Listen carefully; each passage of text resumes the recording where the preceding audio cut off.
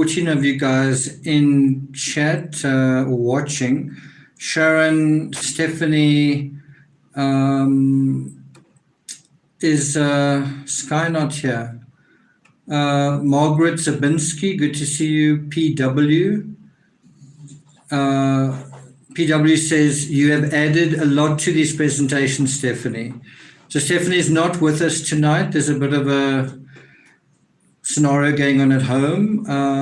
PW says, I've read a third of next book and I'm enjoying it immensely.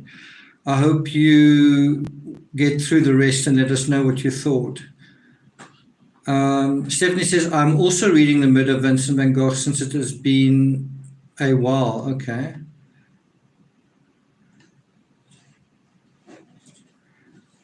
Stephanie says, hopefully I'll be invited to hop on during the week again to discuss. You are.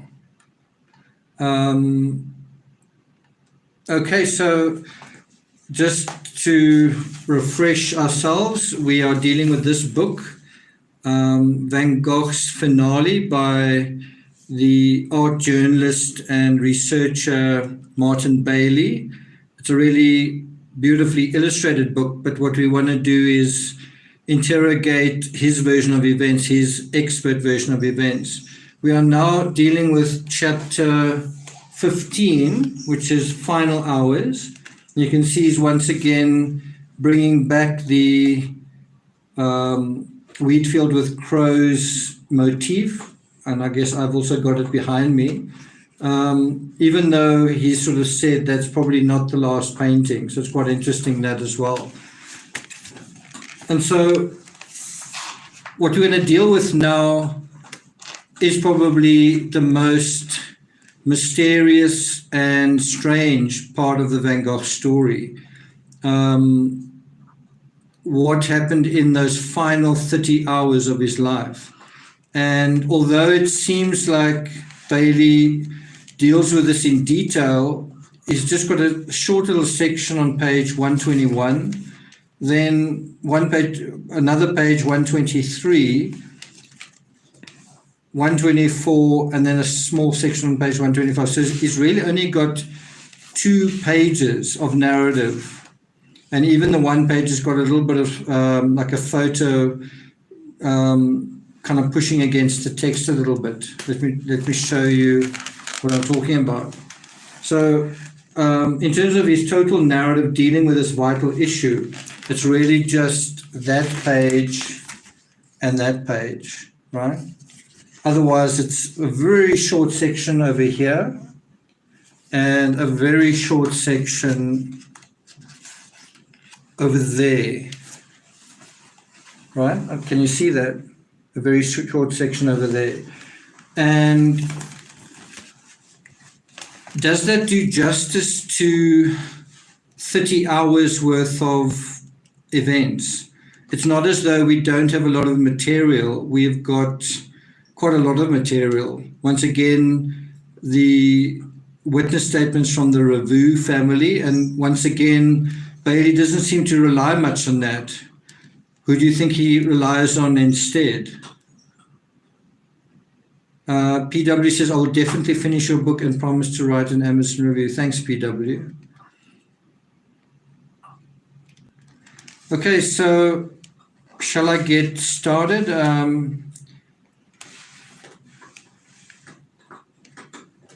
Yeah, so Stephanie says it is very brief. If you think about it, it's really just 2 pages. It's 2 pages dealing with this crucial 30-hour period. And it's not as though one lacks information. There's, as I say, the quite lengthy description from Adeline Ravoux, and obviously also the letters that were written leading up to this, but also subsequent between Joe and I think her husband, and what the family members were saying around this. You can imagine there's quite a big response from various people.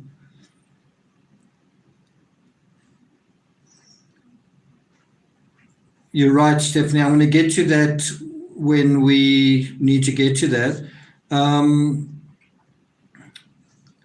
Stephanie, did you say you were going to watch Loving Vincent today?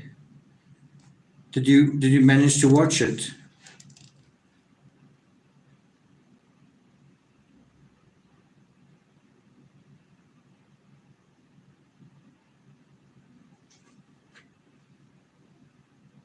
I'm just waiting for its cue to play tonight. Okay.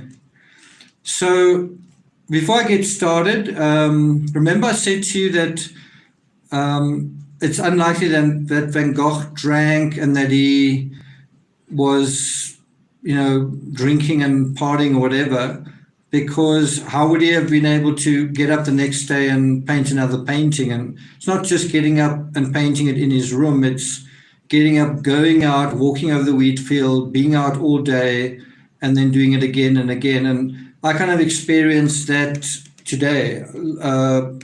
Last night I went to a 40th birthday party with my girlfriend, and it was really a fun event. I don't know if you can still see, I've had glitter on me all day. I think I've gotten rid of some of it, but if you see a sparkle, that's a random piece of glitter. Yeah, it was a really fun party, but it was so difficult getting up this morning. I did get up, but I kind of made a bit of a mess of the workout. I had a good workout, very hard workout, but I missed the guys I didn't miss them completely. We did pass each other, but it definitely wasn't the way it should have gone. If I'd had more sleep, I probably would have been more conscious, because I couldn't tell whether they were in front of me or behind me. I probably would have been more, intelligent about the fact that they were likely behind me, just given the time that I got there. So there's just a current example of, you can't perform when you are, doing things like we were doing last night. Happy 40th milestone to your friend. Thanks a lot. Yeah, they were sort of asking about YouTube and so on. It's actually quite interesting. Okay, so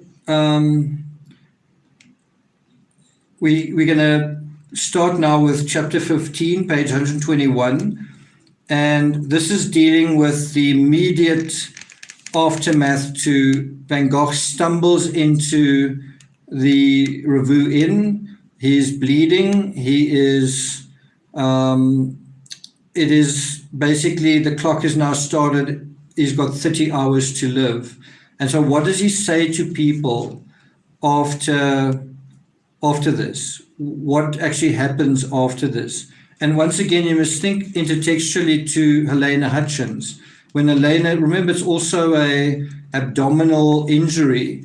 What happens after that? Well, you're still alive, you obviously in pain, you're making noises, and there's a lot of blood, and someone's got to attend to you, and they've got to try and the number one priority is stop the bleeding, and the number two priority is perhaps try and make you comfortable, and then the number three priority is sort of to get you to a place where you can get proper medical care.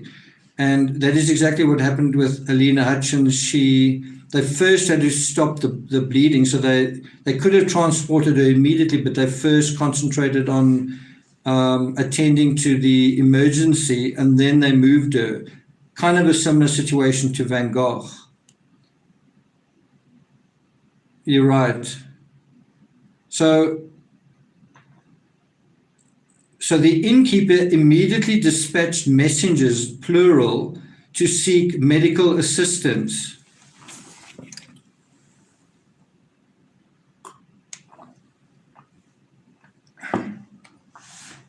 And so if you think about what we know so far about Van Gogh, who is the likeliest person that you would imagine you would seek medical assistance from?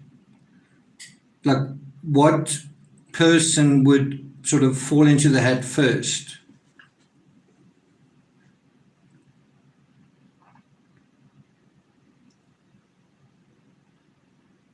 Thanks a lot, Sharon.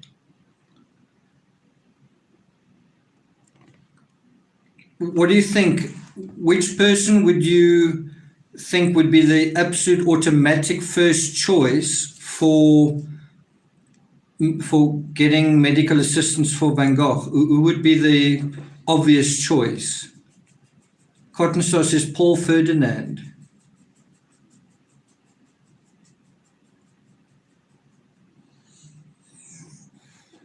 So Stephanie says, I made a T-chart, what Vincent did, what Dr. Gachet did.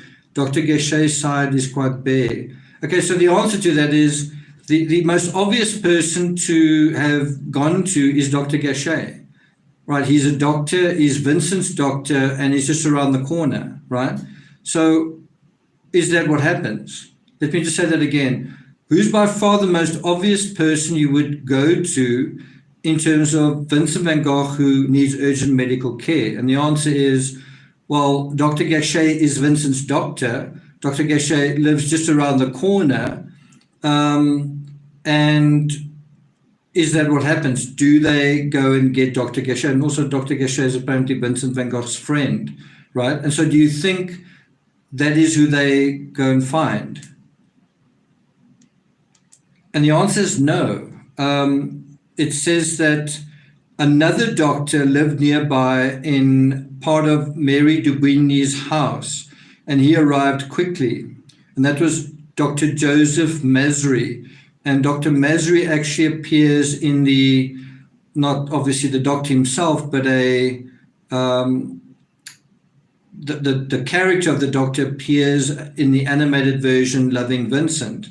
And he is one of the characters who questions the whole suicide narrative, which is quite interesting. And so you have a doctor questioning the suicide narrative. So in the third line, Bailey writes, fortunately, the incident occurred during the half of the week that Dr. Gachet was in Auvers. So, okay, so Dr. Gachet was in Auvers. Did they try and get hold of him? The other thing to kind of bear in mind is Van Gogh is kind of painting Dr. Gachet, painting Dr. Gachet's daughter, visiting Dr. Gachet, and the Ravoux don't seem to know anything about him. Why do you think that is?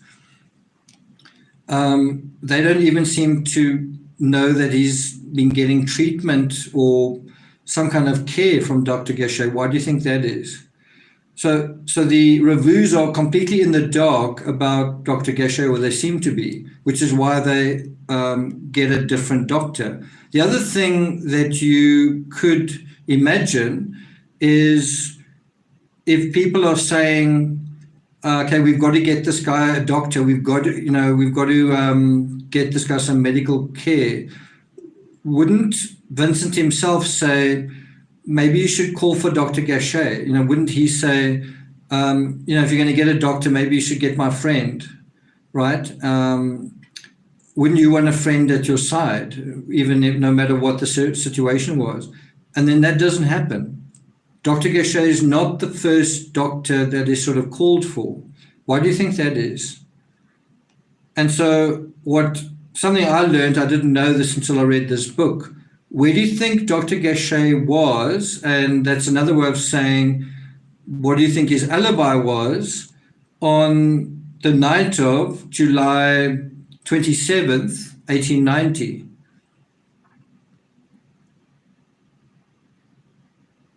Robbie Robbins says, I'm buffering. Okay, well, you should just refresh. You should be okay. So the answer is that Dr. Gachet was fishing on the far side of the river Oise, and yeah, so let's just stop there. And what I've written next to this is, oh, really, with a question mark. So I'm kind of saying, okay, so Dr. Gachet was fishing late at night. I mean, bear in mind, Van Gogh arrived back, they say, at 8 or 9 o'clock. So you're telling me Dr. Gachet was fishing at around about 9 o'clock at night on a Sunday.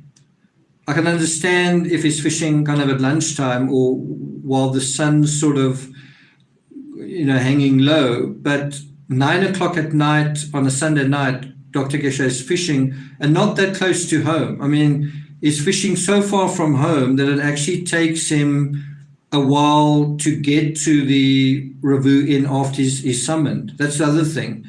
So you can say no matter where he was in Auvers, but when they summon him, he takes quite a long time to get there. So just in that thing alone, it's his own patient, it's an emergency, and Dr. Gachet struggles to get there.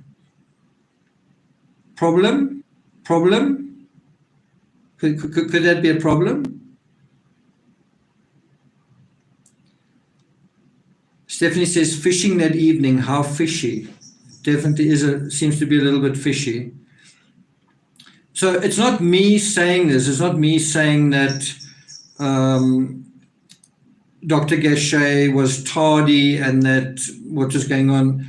It's actually written here by Martin Bailey. He says, it took a little while to cross the river and collect his emergency medical bag. So he also doesn't seem to go straight to Van Gogh. It seems like he goes home first. It's a little bit of the version we get of Barry Morphew, right? He's summoned to home, and where does he go? He first goes to the hotel and he disposes of some tools, right? Are you guys getting a clear picture? Can you guys see me clearly? The other thing is, we know with Don Wells, he did something similar. He first collects his tools.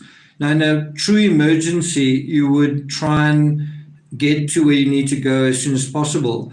The fact is, in terms of this whole thing, Dr. Gachet doesn't arrive at the scene and then use his special medical tools to do anything. It's not as though he goes to get tools, so whatever you want to call it, medical equipment, and then he actually uses them, right?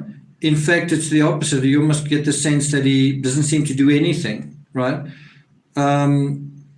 Anyway, so this is the bottom line. He reaches the inn at about 9:30 p.m. and I'm not quite sure what the source is for that, and he doesn't provide a source. But if you take Bailey's version, that Van Gogh stumbles back at 8 p.m. Let me see if I can just confirm that. It says, this is just 2 pages earlier, Van Gogh made it back, arriving about an hour or so after he had set out, which would make it 8 p.m. So I'm just saying, according to Bailey's own narrative, he's saying that it took the doctor about an hour and a half to get to the inn, which, if you think about it, someone has been shot, someone is bleeding. You can easily imagine that person wouldn't even be alive an hour and a half later. If you think about Helena Hutchins, I don't think she lived more than 3 or 4 hours. And so, the doctor arrives, I don't know, do you want to say conveniently late, or he just arrives late? And what do you think that's all about? The other thing that I think is just really interesting is he's not fishing on this side of the river, he's fishing on the other side of the river. Why is the doctor fishing on the other side of the river? I mean, if you think about it, I've been to Dr. Gachet's house. You go down from the house and there's the river. Now, why on earth would you go across the river to fish when you could just fish at the point closest to where, you know what I mean? Why do you need to go across the river to fish? It's just a bit of a niggle, that's all. So then it says here that Theo said that both doctors were marvelous, and that's a little bit of a difficult thing to deal with because we don't really think of Theo as, we tend to want to trust what Theo says. I just want to get the source here, and then he says, Dr. Gachet asked the younger doctor for his advice, which I think is quite interesting, because he didn't trust himself. But nevertheless, it was he who did everything, which I think means Dr. Gachet did everything. Now let's go to footnote number 2, just for the source of that quote. Who do you think that source is? It also says there was a small wound and there was just a trickle of blood. Do you think that's true? Do you think if you've sustained a bullet wound to your abdomen or chest, there's just going to be a trickle of blood? Also, if you die from that bullet wound, there's just a trickle of blood. We know what the situation was with Helena Hutchins. Do you think this was just, for whatever reason, totally different?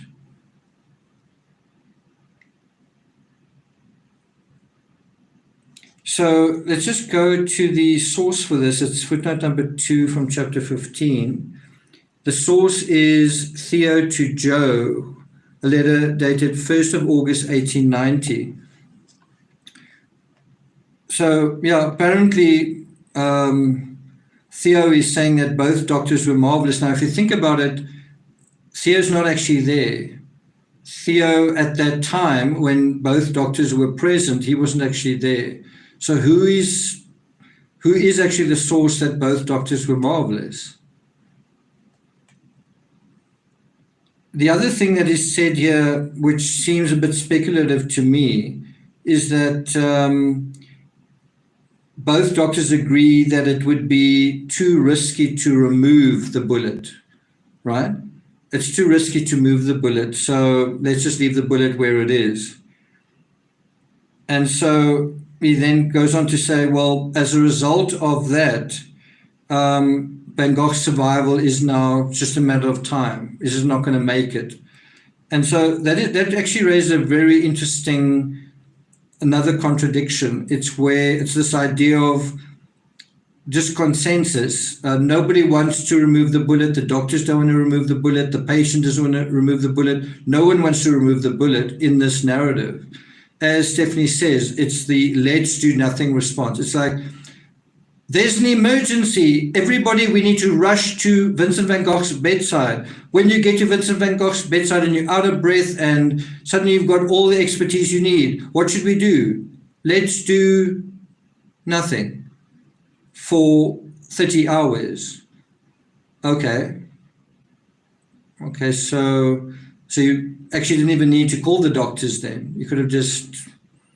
So why did you call the doctors?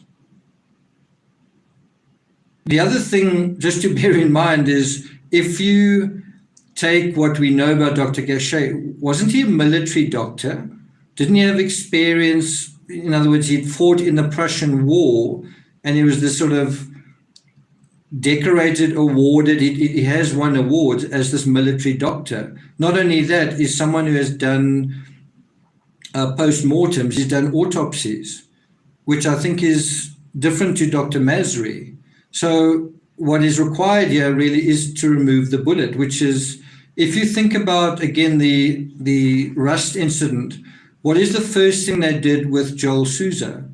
So almost within an hour or two, in fact, Joel Souza actually said to the police officer, let me talk to you before they give me medication, in other words, pain-killing medication, so that I can be compos mentis when I talk to you.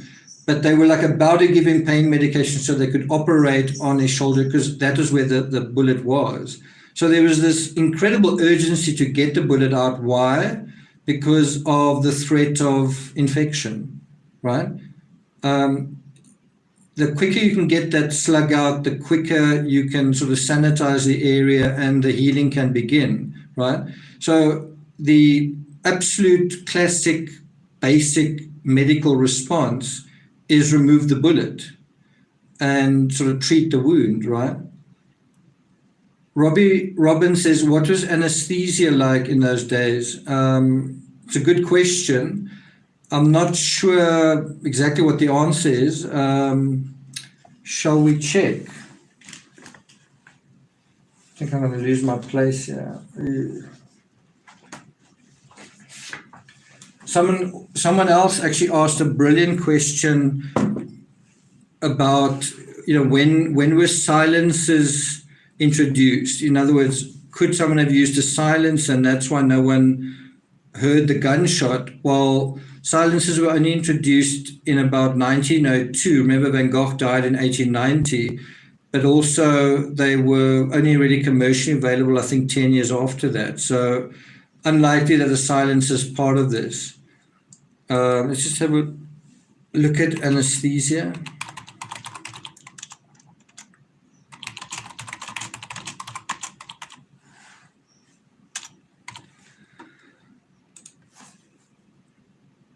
So it actually says that it was brought about, or it was invented in October 1846. So it predates Van Gogh's death by 40 odd years. It was actually first used in dentistry, believe it or not.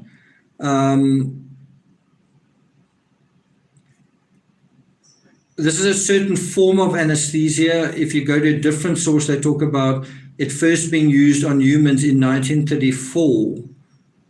Not quite sure what that's about. But anyway, that's where you get with a quick Google search. But that was a pretty good question. Terry Dean, good to have you here. Sorry, my Sunday work schedule is keeping me from actively participating. I greatly appreciate listening, though. Nisi says, all late, although better late than never. Hi, Nisi. Nisi, we're only on the first page of 3 more to go, so you're fairly early on in this. They say it was a difficult decision. It was a difficult decision to decide to do nothing.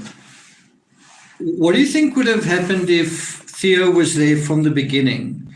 If Theo was sort of summoned then and there, so in other words, they summoned the doctors, but they also summoned Theo, what do you think would have happened? Do you think Theo would also have said, let's do nothing? Yeah, that's a good. Bear in mind, at this point, Vincent's very much alive. He can talk. He's conscious. The pain is acute. It's not kind of a situation where he's starting to get fuzzy. He's starting to get sleepy, is slurring, whatever. Everything is still very, very clear, right? So what do you think would have happened if Theo was there and his brother's now in the situation? Do you think he would have also said, yeah, I agree, let's not risk anything, let's do nothing? That's a great, shows not to be trusted. But the other thing that he said was, the other thing to bear in mind is, has Dr. Gachet been a credit to himself as a doctor? Has he, as Vincent's doctor was, do you think Vincent was in good hands? As the Van Gogh's doctor, do you think he treated the family's ailments very well? You know, guys, drink 2 pints of beer every day, I think you'll feel better. PW says Theo lived in Paris and probably would have conveyed Vincent van Gogh back to Paris for treatment. Absolutely. Stephanie says, why not try or ask Vincent? He was chatting to Theo all night. It's a good point. So now we're on page 122. And so I also find this a little bit silly. This is where Martin Bailey sort of speculating. He's saying, you know what? It's a little bit risky to operate at the auberge, so it probably was better to wait. It's late at night. You don't want to operate like at night with a lamp, so just sort of do nothing for now. And so that kind of raises the question. So if the auberge isn't such a great place, maybe you should take him somewhere else. I mean, just think about that. He's in this cramped little room, and bear in mind, Dr. Gachet is his friend, and he lives just down the road. Couldn't you sort of offer, you know what, we need to get him to a comfortable bed in a comfortable setting where we can attend to him, we can give him good food, we can keep his temperature down. And that's another thing to bear in mind, is in the top floor of a double-story house in summer, this is July, I live in a double-story place, and where I'm sitting right now is definitely a lot warmer than it is downstairs. And so just that, you've got this sort of really warm room, and it's barely got any ventilation. It's got this small little window in the roof. And so if you want to try and help Vincent, you might say, let's leave the bullet and whatever. But what about just putting him in a little bit of a better situation? And you've got a doctor, his friend, who lives just down the road. Oh, no, let's leave him where he is. What do you think of that? In other words, let's leave this person who's been shot in this warm, closed room that is now filling with people stomping around. It's a small little room. If you did want to perform an operation, it would be quite difficult because of this small little room, right? So he goes on, Bailey says, it was already twilight. So bear in mind, at this time, midsummer, the sun kind of sets quite late. You might say that's why Dr. Gachet was out late fishing. But it's not like it's pitch dark. It's sort of like that situation where there's still enough light where you could easily take him back to Dr. Gachet or take him somewhere, take him to the train station. That's the other thing to mention is the train station is literally just down the road. It's like literally 3 or 4 minutes walk. It's not as far to the train station as what Vincent van Gogh walked to get to his room. And that train station is going to take you wherever he needs to go. It can take you to Paris, it can take you to Pontoise, whatever. And so they say,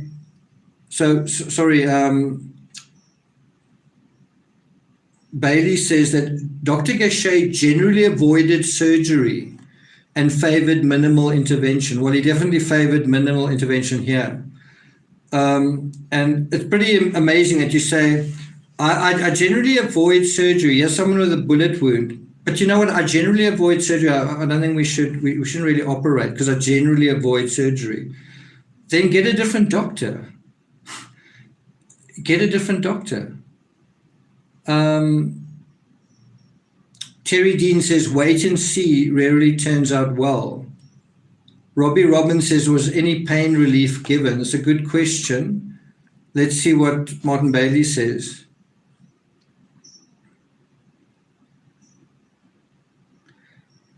Stephanie, I think, answered the questions. The doctors were hopefully able to provide a painkiller, possibly morphine. So that's not even really clarified whether that was definitely done. So let's just go on a little bit. I've highlighted this section, quote, the nearest hospital was in Pontoise, 6 kilometers away. Is that far away? So the nearest hospital is 6 kilometers away. Now you might say, yeah, but they don't have cars.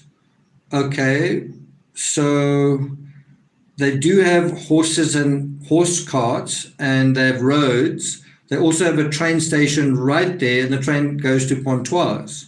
So you're looking at Vincent being in Pontoise possibly within the next 20 minutes to half an hour, 1 hour max. And bear in mind, he lives another 30 hours.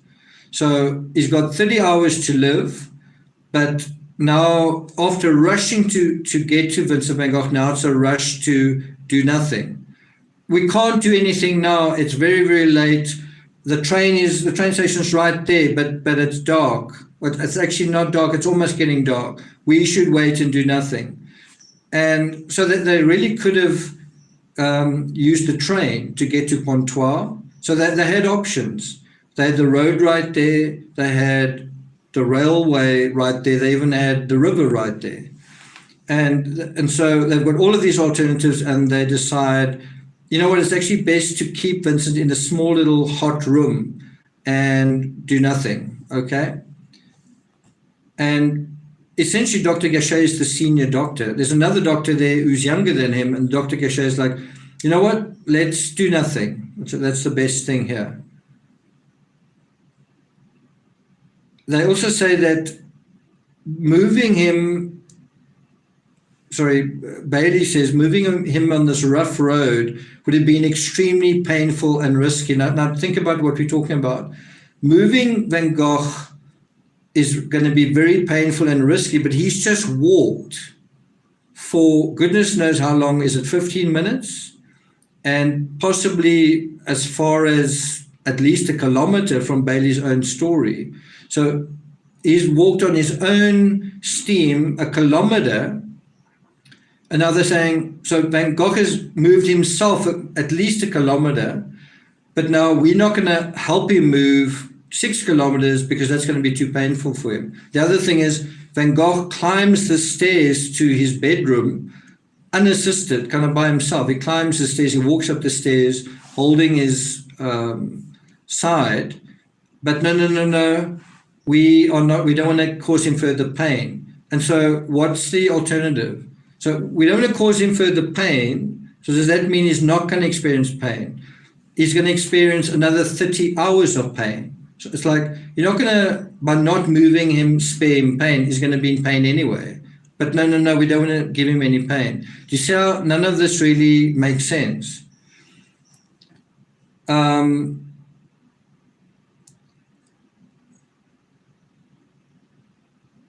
So I put a question mark at the bottom of this paragraph where Bailey writes, by this time he, meaning Van Gogh, was in agony and wanted to die. So he might well have resisted being moved. So now he's speculating. He's saying, I actually think Van Gogh said, please don't move me. I actually think Van Gogh said, I don't want to be moved.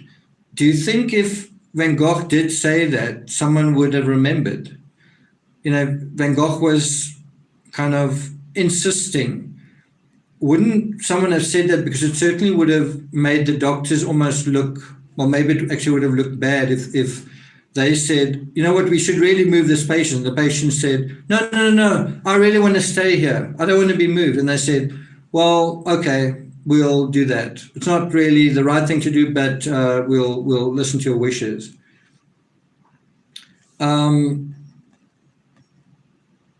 Do you think Van Gogh would have resisted being moved? It's an open question. I mean, he, like I say, just moved himself. Then this part, I've also put a question mark next to it, where Bailey writes about Dr. Gachet trying to reassure Vincent. And he says, it's serious and we want to save you. And then Vincent responds, did I miss? Which sounds like he's saying, it almost sounds like he's kind of delirious, and he sort of wakes up and he's like, did I miss? Like, I was shooting myself, did I miss? I mean, isn't that the obvious inference to draw? I tried to shoot myself in my heart, did I miss? It's almost like he wakes up. And you think, wow, that's a damning statement. I mean, doesn't that mean he did try to commit suicide? But guess what the source is for that?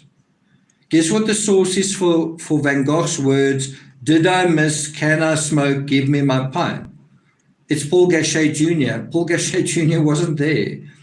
And according to this, it's Paul Gachet Jr.'s version of what his father told him. And can we rely on Dr. Gachet? Could we rely on Dr. Gachet here? And so we get the perfect little thing that he's saying to you, it does seem like you did commit suicide, from Dr. Gachet's son. Did I miss? I don't really remember anybody else remembering so clearly, so perfectly, Van Gogh's exact words, but Paul Gachet Jr. does, as he does so often. I don't really want to read too much of this, but let me do it, because it's, anyway, it says he was lying on his bed, not crying, enduring his condition with courage.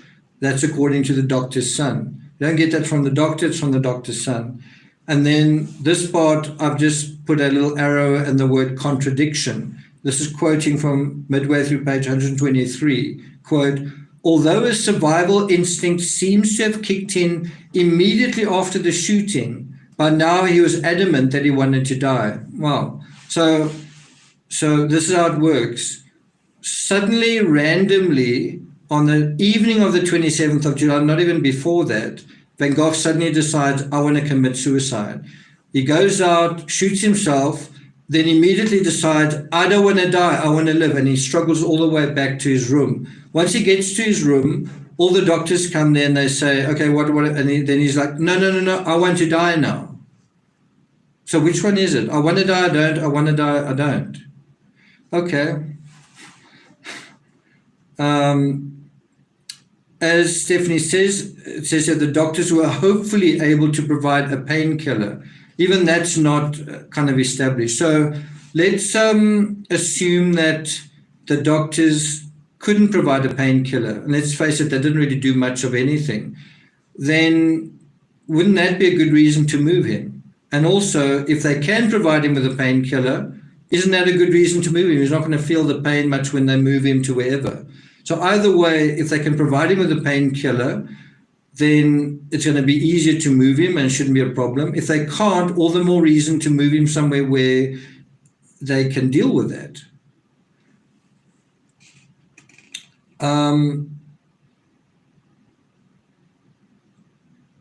I just want to look at the source for footnote 8. Let's just have a look. Footnote 8. Theo's letter to Dr. Gachet. Theo's letter to Dr. Gachet of May 9th included both his home and office addresses. Okay, interesting. So, this is really interesting. Theo needed to be informed promptly. Yes, he did. He did need to be informed promptly. When do you think Theo was informed of this? So this has happened fairly late, not really late, kind of dinner time on a Sunday. And when do you think they informed Theo? So you can say, okay, we'll sort this out with Vincent. It's an emergency, but we'll sort it out tomorrow. When do you think we should let Theo know about what's going on? And the answer is they decide, we'll tell him tomorrow morning. So his brother's been shot. Let's not tell him now. Let's tell him tomorrow morning. Okay. Whose decision was that? And was that also a brilliant sort of idea from a doctor? Let's let a family member know this as late as possible, as soon as possible. So anyway, I actually wouldn't be surprised if this part's true. I don't know if it is true, but they say that they wanted to inform Theo, but Vincent refused to say where he lived in Paris. I wouldn't be surprised by that. Do you know why? Why do you think Vincent wouldn't want to say where his brother lived? What do you think a possible reason could be for that? Now, bear in mind, we're either talking about suicide here, or he was doing something and he was shot during that process. Why do you think he doesn't want to reveal where his brother lives? Stephanie says Vincent didn't want to worry Theo. It's part of the answer, I think. Sharon says protect him. It's also part of the answer, I think. Let's see if someone can come a bit closer to that. I want you to think a bit further. If Vincent has been shot by someone and he's been doing something he shouldn't have been doing, or if he has tried to shoot himself, why do you think he wouldn't want Theo to know that? Put yourself in Vincent's shoes, the same guy who doesn't have an ear. Stephanie says he's afraid for him. Okay, I think the reason is because Vincent's ashamed. Vincent's ashamed of what has happened. It's another setback. As Sharon says, he's embarrassed. Nisi says not to bring shame if something bad, yeah. But it's basically Vincent Van Gogh is ashamed of the situation that he's in. I think he's ashamed of himself. And you get that impression by the way he stumbles into the inn, doesn't really say anything, doesn't really know what to say, right? So I wouldn't be surprised if that part is true, that he refused to say where his brother lived in Paris. So now you've kind of got to put your true crime caps on and say, okay, so if Vincent says, I'm not going to tell you where my brother is there any other way of finding out where his brother is? Right? Is there any other way of getting hold of his brother?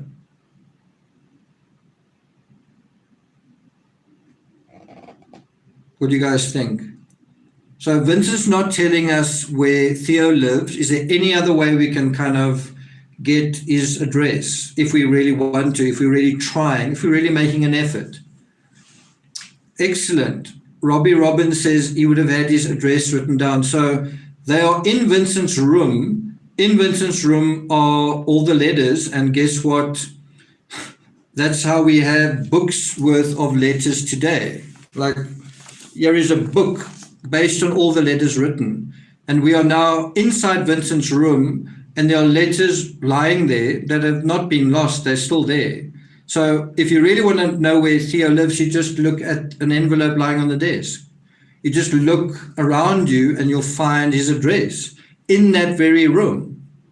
So let's just say this again. Vincent, we need to get hold of Theo. I'm not going to tell you where he lives.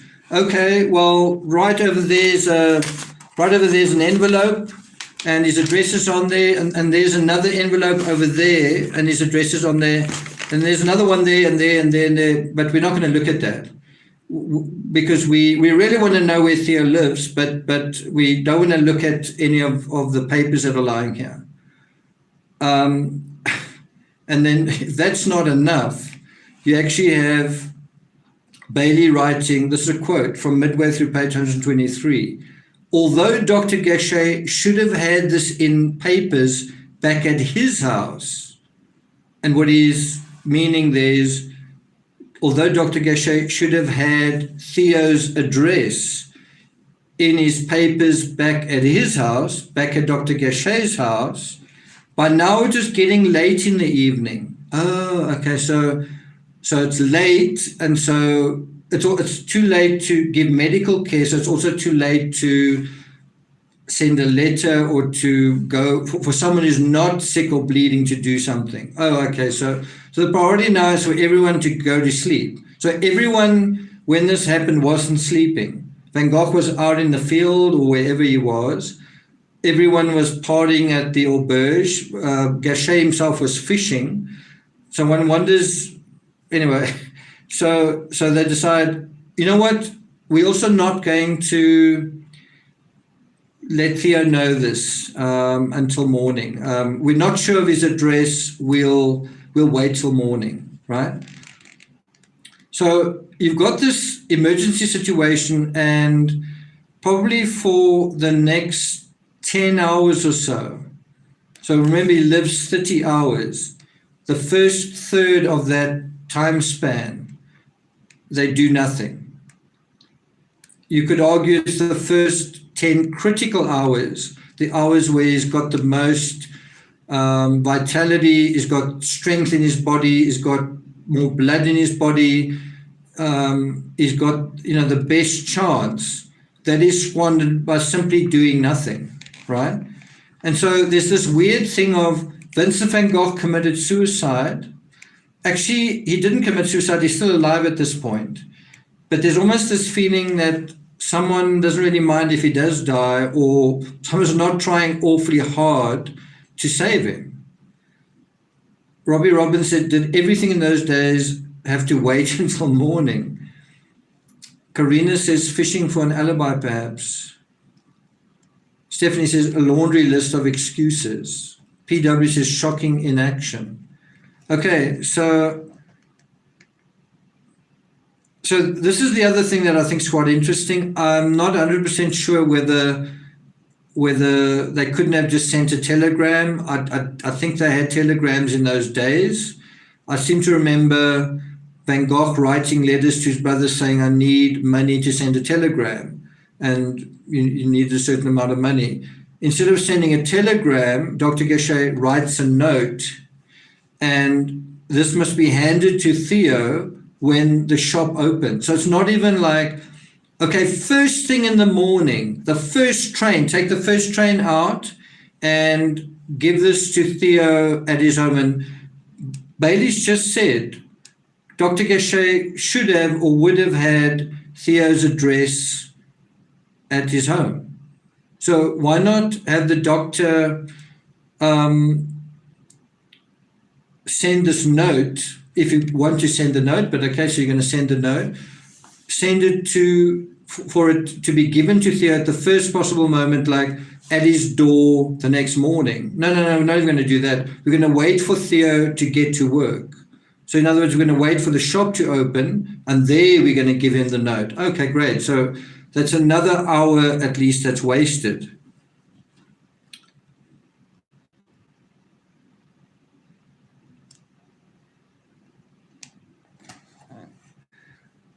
And this I find very, very interesting. So, yeah, we've got a note. So this is the actual note Dr. Gachet writes, quite a long note. And that's very valuable evidence, because that note is telling us what Dr. Gachet's assessment is of the situation. And so whatever our reservations about Dr. Gachet, we can now say, okay, so forget about the fact, it's not perfect. You didn't treat Van Gogh at the scene. It's the 21st century now. Maybe in those days you were like, we'll leave it till the morning. Maybe you're just tired. That's not great, but we'll push that aside. We'll push aside when he gets the note. Now you're left with just the note, and you say, is this note going to satisfy us that it's supposed to communicate to Theo what has happened? So it's quite a simple question. Does this note from the doctor to Theo communicate what has happened? It's a very simple question. And the kind of bottom line is something very serious has happened to Vincent. It's the most serious thing that's ever happened to him. And does the doctor say this?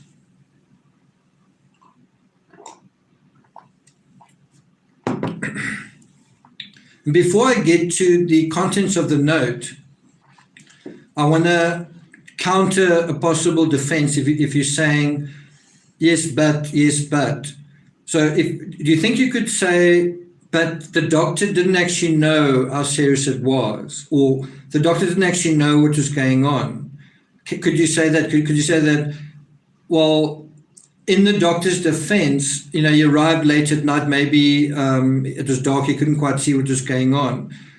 Do you think you could say that? Do you think you could say, well, he was a kind of a herbal doctor, so he wouldn't really have known what's going on, and that's why he didn't say everything to Theo?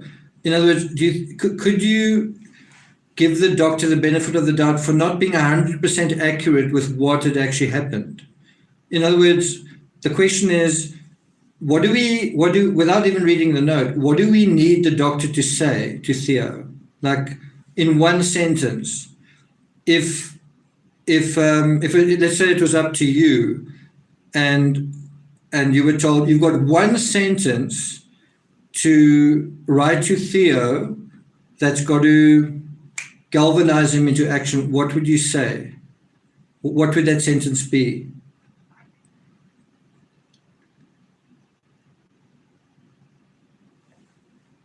Nisi says, well, maybe if the doctor was drunk. Actually not a bad possibility.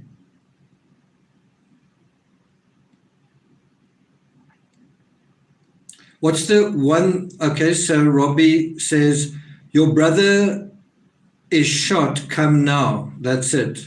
That is absolutely it. Your brother has been shot. Your brother is shot. Your brother has suffered a gunshot wound or something like that. Your brother shot himself, or your brother is shot, has been shot. Stephanie writes, Vincent has been shot, critically wounded. That's it. Just one sentence. That's all you really need to say. Sharon says, such a privilege to be discussing this topic. Thanks a lot. Okay, so I'm sorry for laughing, but this is what he writes. And Bailey writes, he broke this terrible news with sensitivity. It's like when you make a 911 call, you must be sensitive. Good evening. Yes, are you having a good night? I don't want to upset you, but this is happening. Yeah. Can you, is someone busy? Can someone come over? That's not how emergency messages work. So this is what Dr. Gachet writes. Today, Sunday, at 9 o'clock in the evening, I was sent for by your brother Vincent, who wanted to see me at once. I went there and found him very ill. He has wounded himself. And then he says, I believe that it is your duty to come in case of any complications that might occur. You want me to read that again? Today, Sunday, at 9 o'clock in the evening, I was sent for by your brother Vincent, who wanted to see me at once. I went there and found him very ill. He has wounded himself. I believe that it is your duty to come in any case, in case of any complications that might occur. So is the vital thing that we said he needs to communicate there? Is the vital thing that he needs to communicate in the letter?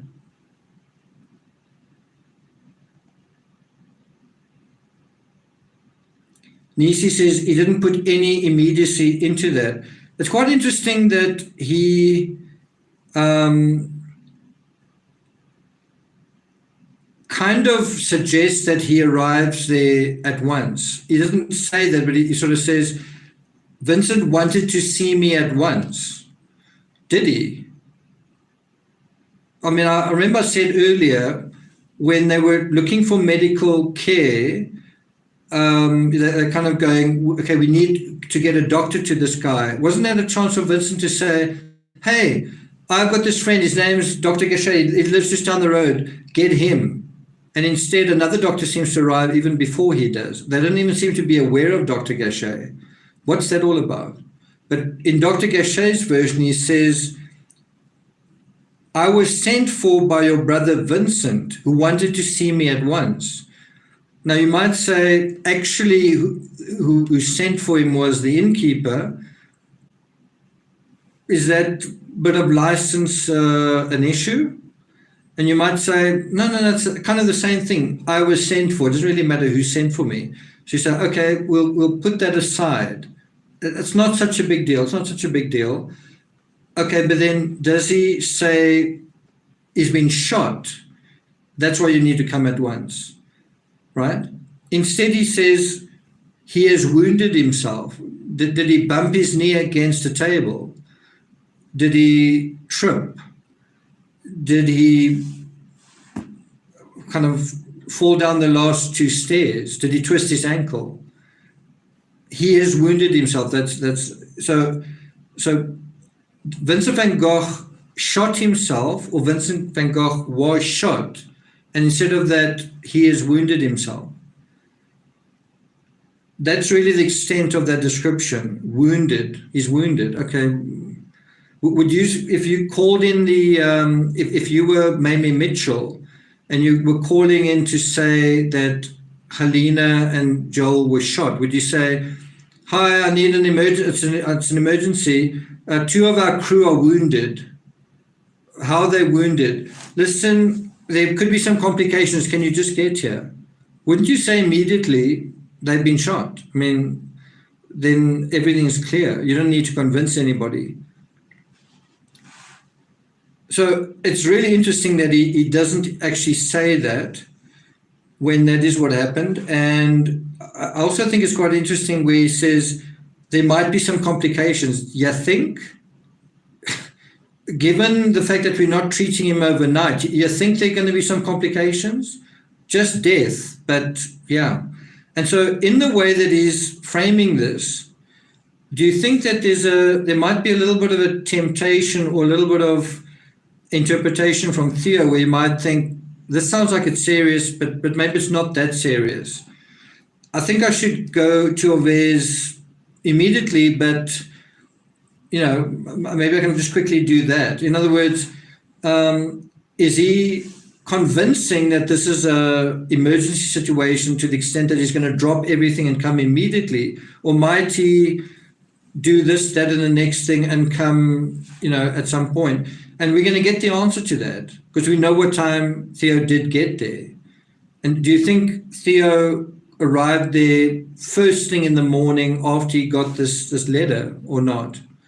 Bear in mind, the message is he has wounded himself. Well, he'd wounded himself before, apparently. So do you need to get there as soon as possible? Right? Okay, let's look at some of your comments. Susan Becker, most gunshot wounds would probably be fatal back then. Why do you think he doesn't mention the word gun or gunshot? He just doesn't mention it. PW says, unconscionable minimizing of a dire medical crisis. Thanks for joining us, Yvonne. It's really good to have you with us. So it says here that Hershig, this is actually Vincent Van Gogh's sort of neighbor. It's a guy living right next to him. And he's kind of, in a way, what's the word? It's a little bit of like an apprentice in a way. Van Gogh is kind of teaching Hershig what to do. He's kind of counseling him. He's kind of helping him out. Hershig is the younger artist, and Vincent is sort of, supplying him with art, supplying him with paints, and trying to help him in terms of his career. That's also something you don't see at all in the earlier versions of this book. So if Vincent's so depressed and suicidal, where's he finding the time to actually teach somebody else? I mean, if he's so hopelessly not wanting to live, well, he's actually trying to get somebody else now into this whole art thing. That's how enthusiastic he is about it. Anyway, so this dude, the lodger living right next to him, he's the guy who goes to Paris early in the morning. Now, I don't know, just off the top of my head, isn't it Dr. Gachet's job to work in Paris? Like, isn't it his job to, on a Monday morning, to get up and to go to Paris? I could be wrong, but why doesn't Dr. Gachet deliver the message? Because he's got stuff to do with Vincent, but he's not been doing anything. So that's also just something, one could ask, why doesn't Dr. Gachet personally take the note or personally go see and summon Theo? Could the reason be, well, he doesn't actually want that direct conflict. He wants it to be in a note. He wants it to be a third party delivering it. It also says here, Hershig met Theo in Paris to break the news and pass on the letter. The other thing is, didn't Hershig know where Theo lived? It says here, Hershig met Theo in Paris to break the news, but wouldn't Hershig have known where Theo lived? Anyway, we've gone over the whole thing. There were addresses all over the place where, Vincent was posting letters every day to his brother. So you wouldn't have a problem finding an address. But apparently they did have a problem. Why is there this delay? And why is the letter itself so unclear? What do you think that's about? And Yared is actually written in black and white by Martin Bailey.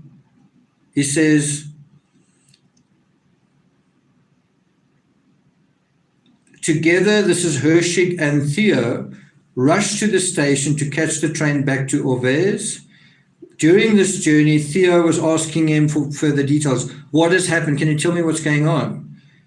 And Hershig, and then these are Bailey's own words. He says, but Hershig could hardly have hidden what had been omitted by the doctor. Vincent had shot himself, right?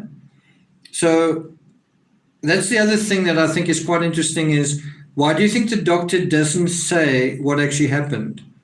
Isn't it also because the doctor's ashamed? Couldn't it be a situation where Vincent, for whatever reason, is ashamed of what's happened, and the doctor, for whatever reason, is ashamed of what's happened. Now, if you say that what has happened has got something to do with Marguerite Gachet, doesn't that a perfect fit for both Vincent and the doctor coming in a confrontational way upon one another, and both of them kind of regretting what happened, both of them being ashamed of what happened, both of them possibly being quite rash in terms of what happened? Stephanie says the doctor wants the incident to remain unclear. Nisi says such poor communication, lots of shame going around. Why? Karina says I would be more shamed not helping. Great point. Okay, so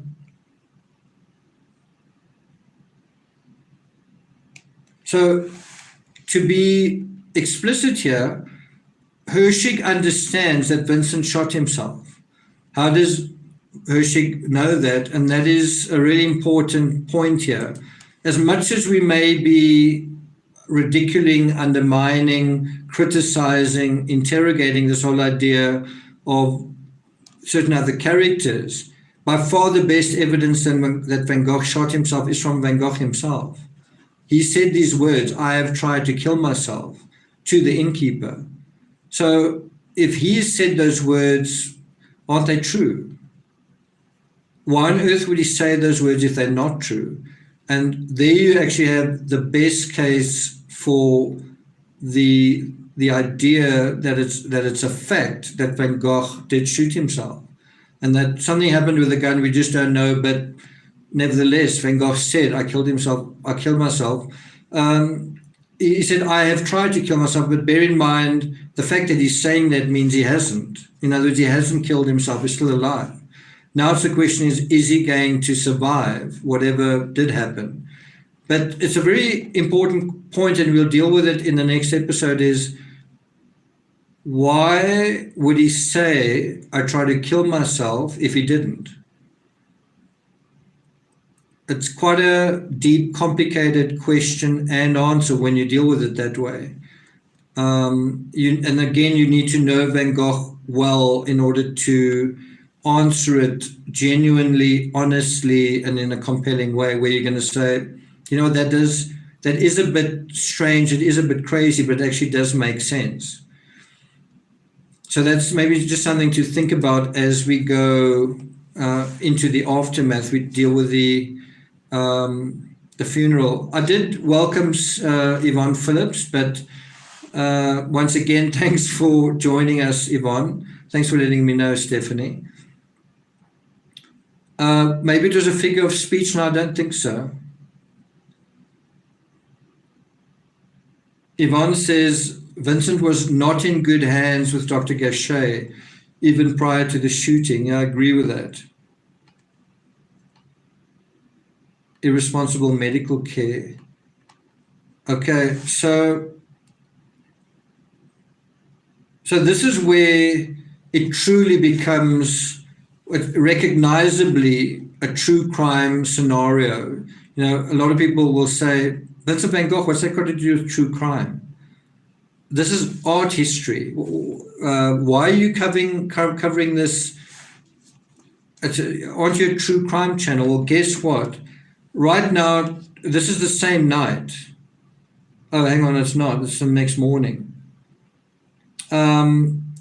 Two gendarmes, that's two French policemen, had arrived and they'd heard about the shooting. Now, that's also quite interesting. Why did the police not arrive that night? Shouldn't you have alerted the police that night, right? And think about it. If it's a murder investigation, absolutely. If it's something else, shouldn't you have alerted the authorities anyway? In any event, the police are there the next morning. Similar situation to the ear incident in Aal. The police arrive sort of pretty much after the fact, and they want to find out what's going on. And they are dressed. They address their questions and are what's the word? They are, I don't want to say rebuffed, but they are, the person that they get this version from is Vincent Van Gogh himself. So it's actually his second encounter, if you will, with the police. And so this is where, if you want to say, well, I think you're totally out of line thinking about the murder of Vincent van Gogh. Well, that's exactly what the police are there to establish. The police are there to say, well, this is serious. You've suffered a gunshot wound, and we need to know how that happened. Did somebody shoot you? If somebody shot you, that person's in trouble. We need to speak to that person. We maybe need to arrest that person. We need to talk to that person. And think about that scenario where Helena Hutchins was shot, and the efforts to speak to Alec Baldwin, how long that has taken, and the details surrounding that. It's exactly the same thing. We need to speak to that person. We need to find out what exactly happened. Was this by an accident? Was it, what's going on? What exactly happened here? And he writes that Van Gogh is annoyed at being disturbed. Okay. He's annoyed at being disturbed by the police. And so he tells them, I'm free to do what I like with my own body. And that kind of does sound like the sort of thing Van Gogh would say. He says, I'm free to do what I like with my own body. But think about what has been asked here. He's saying, they've asked him, is anyone else involved here? Van Gogh doesn't say, no, I shot myself. He kind of answers in an indirect way. He says, I'm free to do what I like with my own body. Now, take those words and apply it to, I think that girl's quite pretty. I'm free to do what I like with my own body. Okay, well, I'm just saying in terms of the whole Marguerite Gachet thing. What he's suggesting there, what he's inferring, by inference, I am free to do with what I like with my own body, suggests that he did shoot himself. But he doesn't say it in those words, so why doesn't he? Then I'm not very happy with this, but it says, on his arrival, Theo must have been relieved to find his brother still alive. Yeah, I'm sure. If they'd called for him earlier, there wouldn't need to be that kind of relief. But what I find a little bit odd here is they don't actually say when Theo arrives. When do you think Theo does arrive? Is there anyone here that's read my book that knows the answer to that? When did Theo arrive at Vincent's bedside? And do you think that he was told the minute the shop opened and came the first thing he could to Orvez, and so in other words, you could imagine he had to have been there by about 10 o'clock in the morning. If the shop opened at 9, and he caught the first train, would he have gotten there at 10? Karina says, almost done with your book, okay. Anybody know what time Theo arrived? Yvonne Phillips, Van Gogh's effort to get to his room shows his desire to live, not die.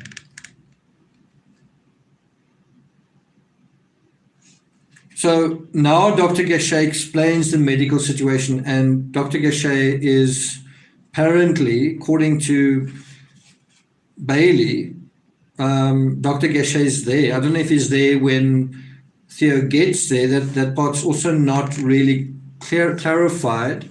Really what you want to know is, what time did Theo get there? What did his brother say to him when he arrived? Was anyone in the room when he arrived? Anyway, it says Dr. Gachet explained the medical situation. He's got to explain the medical situation because he didn't do it in his note. But in a weird way, he's also got to explain he's got a bullet in his body and we've done nothing until now. And now Theo's got to, now it's really up to Theo. Theo really needs to say, now we need to operate. And now guess what's going to happen?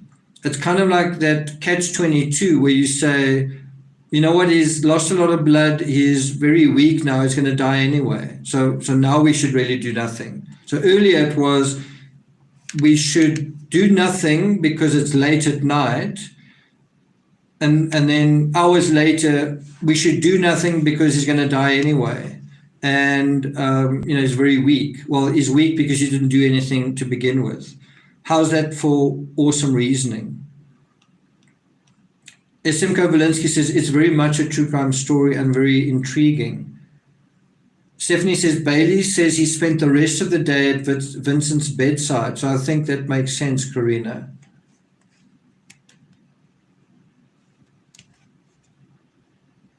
Okay, so now we go on to page 124. And this is really the last page dealing with the 30 hours, and that's the room that we're talking about. You can see it's got a small little window in it. This picture doesn't really give the right sense of how tiny that room is. If you want to get a sense of how tiny that room is, imagine a bed in a bathroom, and the roof, the ceiling of that bathroom sort of goes like that. So the amount of space you've got is really, really tiny. There's sort of a desk, a table, the cupboard is sort of into the wall, and the bed, and that's it. That's your room. There's no bathroom, there's no kitchen, there's no lounge, just the one room, and I think it's bare as well. There's not like a carpet or anything. One can imagine almost that there would be a lot of sort of painting things in that room as well, canvases and, kind of books as well, and that would be quite cluttered, which is why it makes it seem really odd that you wouldn't try and get Van Gogh out of a room like that into a proper space where he can be treated. So now we're on page 124, and it says here that Vincent made frequent requests for his pipe to be lit. So it sounds like he's quite alert. He's alert enough to want to smoke, is alert enough to ask for it, and is alert enough to be capable of smoking. Now, bear in mind, he's been shot in his chest, in his abdomen, and he wants to smoke, and he smokes several times. That's what he's doing. He's not lying there staring at the ceiling like, I want to die, and I couldn't, I failed to die, but I'm going to just die now. He's like, it's totally different. He's almost contemplative, right?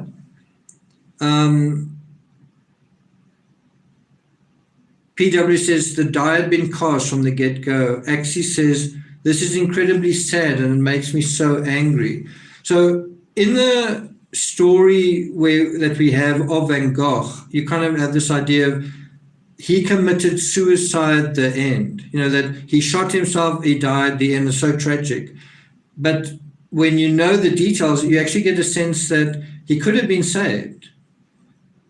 He could have been, they could have helped him. They had a long time to help him.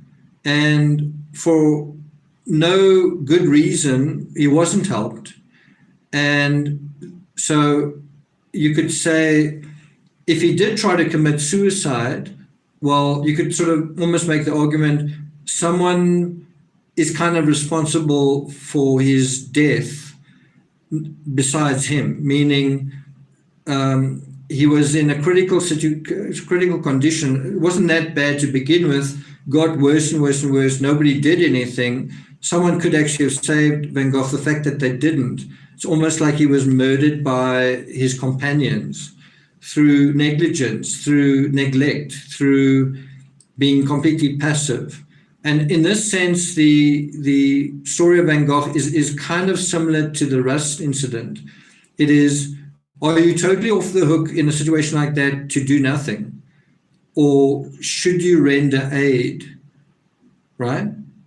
If someone is right in front of you and they are in severe distress, can you say, I'm under no legal obligation to do anything. It's a little also similar to the laundry case.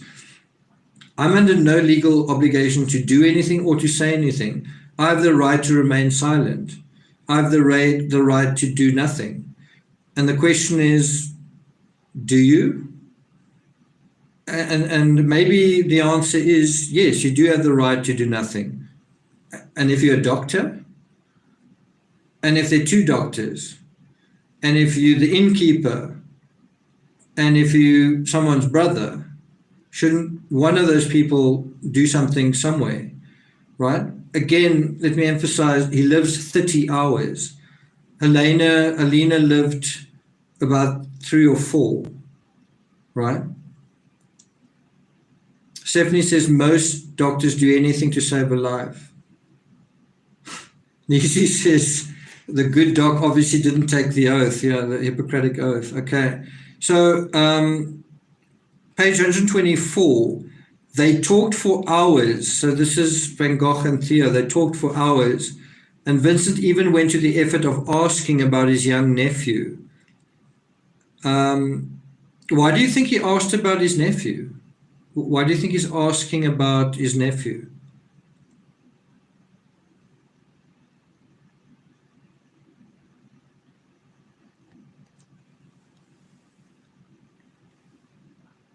So this part is quite sad. You kind of get the sense that Van Gogh has been wanting fellowship with his family, he's been wanting connection with his family, he's been wanting to bond with his family, he's been wanting to be visited, quite frankly, by his family, especially by his brother. And now, under these circumstances, eventually, finally, Theo does come and visit him. Bailey writes here that Theo probably agonized over what had led to this terrible action, and if there was anything he could have done to prevent it. In other words, he's speculating, he's saying Theo must have sat there agonizing over what had happened. What I think is more likely is they probably spoke to one another in Dutch, and the people around them didn't really know what they were saying. They had a secret, private communication in their own language because they are Dutch. And who knows what they said to one another. The other thing is Theo's wife, wasn't in Paris. You could also say, shouldn't have summoned her. But anyway, the fact is that Theo was facing the tragedy completely by himself. In other words, it was just Theo and Vincent in a way. And then there's not really much detail here. What I mean is that there's not much about those final hours. It's sort of speculation. Did this person think that? Did that person think that? It's not really taking you through the countdown. What happened at this point? What happened at that point? It's also not doing what you really need to do, which is say, why didn't Theo take his brother to hospital? Why did, Theo is presented with his brother in a serious condition. Why does he arrive there, sort of sit there and really not do anything? And the answer is one of two. The one is possibly that that he understands that his brother doesn't want to live, right? The other one is that by the time he gets there, it is a fait accompli. There's nothing he can really do. It is a situation of, even if we get you to the hospital, it's unlikely you're going to make this.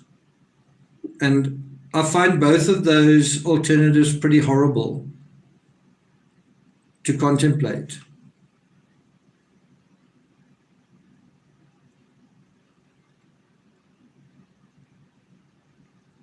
So halfway through page 124, Theo, again, this is not really dealing with the events, but Theo apparently writes of his brother. This is obviously kind of afterwards. Poor fellow, he wasn't granted a lavish share of happiness, and he no longer harbors any illusions. He was lonely, and sometimes it was more than he could bear. So here you have his own brother highlighting the major reason he's unhappy.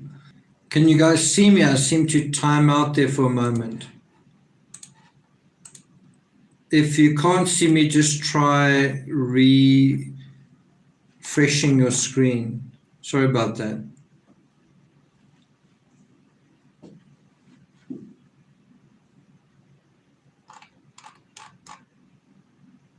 You're back. Okay, good. Yeah, it was a bit of a timeout there. Sorry about that.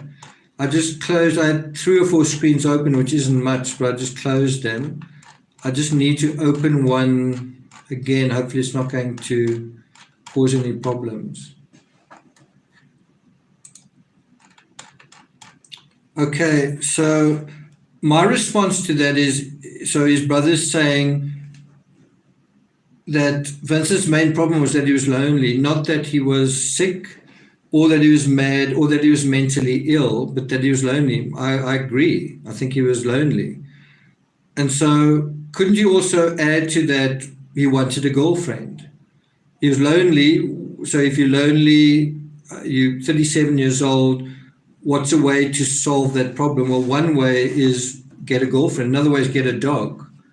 That also helps with loneliness. But isn't that possibly something that he did do? He did get a girlfriend, or he did try to get a girlfriend.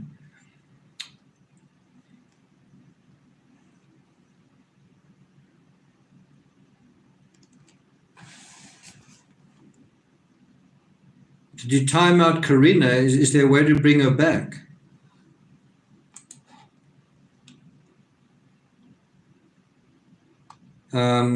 Not sure if there is. Karina was timed out for 300 seconds. Okay, well, you'll be back quite soon, so don't worry about that. Sorry, Karina. So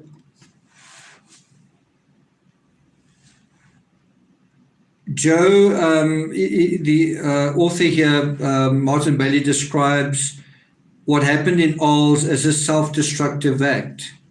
That what happened in Ols was a self-destructive act. I actually don't believe that he cut off his own ear. I believe that he was actually kind of out of control, like a maniac, and Gogh kind of lashed out at him actually to kill him, and with a sword, and the sword actually sliced off his ear. And then in disgust, Gogh got the hell out of there. So in other words, you could argue that almost the same thing that played out in Ol played out here. That maybe Van Gogh did drink that night, maybe did something else that was unacceptable, and someone lashed out at him. That someone who was seeing the real Van Gogh, and you could sort of say that Van Gogh can sometimes bring out the worst in other people. When he gets angry and agitated, he makes somebody else angry and agitated. So I think the thing that is really interesting, and I also think that this is a true quote, is that the last words apparently that Van Gogh said was, "The sadness will last forever." And do you think that, what do you think that says potentially about the circumstances of his death? Because I do think it is extremely sad, it is extremely tragic. I mean, we all know this. But Van Gogh himself is like, wow, he was trying to get out, get over, he was trying to transcend his circumstances. In a weird way, his art actually succeeded in that. He was trying to transcend his unhappy life, and in a weird way, his art succeeded in doing that. What do they call it? Not post-mortem, but what do they call it when you get an award that is post something? Like at the Oscars, what do they call that? Posthumous, right? So his art ultimately gives him that triumph over death in a way. Look at the picture behind me. Look what a fiery triumph that is over the the dullness of life. It's this vigorous, lively, energetic image which he painted so many years ago, and we're still fascinated by. The energy that's there. And so it's so sad that that energy just drained out of him, and no one seemed to do anything. And ultimately, Van Gogh himself. I mean, Van Gogh had been fighting a long, hard battle for a really long time. And let's say that he had been shot, there was a way to save him. And ultimately, he wasn't saved. And ultimately, he probably said, maybe this is fate. Maybe I should die. I'm tired of fighting. I'm just tired. Even if you imagine that some miraculous thing happened and they did save his life, I don't think he would have lived much longer. If they had saved him from the bullet, I don't think it's a case that he would have painted 1,000 more paintings and he would have been this super legend. It's possible that he wouldn't have become a legend at all, because you don't have this tragic story around him. But I think it's also very romantic to think if he hadn't died that day, he would have lived another 5 or 10 years. I don't think so. I don't know if he would have lived much more than a year, because his brother died 6 months later. All the Van Gogh siblings, all the male siblings, all of them died. Cor died in South Africa.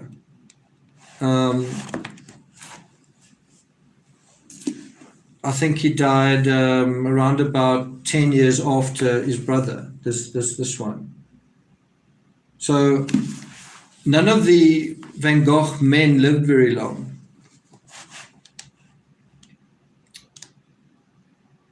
So if we go to the bottom of page 124, it refers to at 1:30 in the morning of 29 July 1890, after 30 hours of agony, his heart stopped.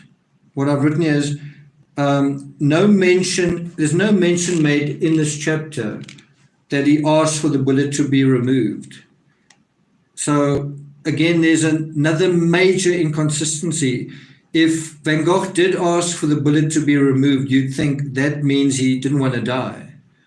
You've also got to say, if he asked for the bullet to be removed, if Van Gogh said, can you get this bullet out of me? And they didn't take the bullet out of him, what possible excuse can there be for that? And the interesting thing is and you get it in this book, is that the bullet was ultimately taken out of his remains. I didn't actually know that.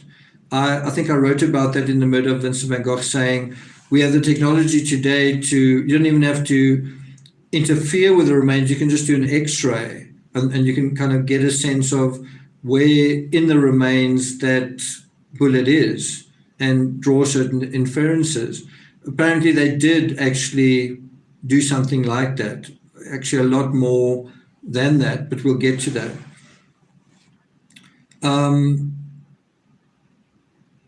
So yeah,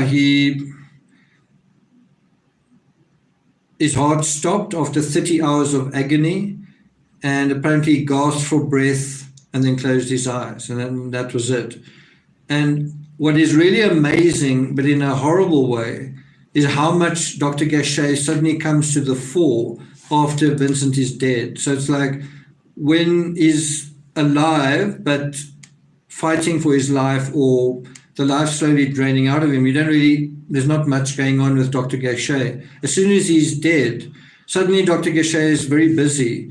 He's drawing a picture of the dead Van Gogh in the bed. He's busily speaking to people, and he's obviously taking possession of quite a few of Van Gogh's artworks as payment for his excellent medical care. If you haven't gotten a sense of a program for the good doctor by now, well, I'm not sure what's wrong with you. You should be getting it. It's like, when is this doctor going to do anything, anything appropriate? When is he going to actually do something right for a change, kind of thing? Just the feeling you get.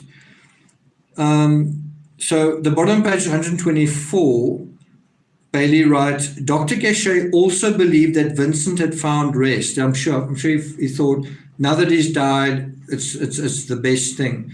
I think most doctors would say, I feel really guilty about what has happened. I could have saved him. I should have saved him. Instead, no, he's in a better place. But I thought you gave him this clean bill of health. Now it's, oh, no, he's better off where he is. I'm sure Van Gogh felt the same way.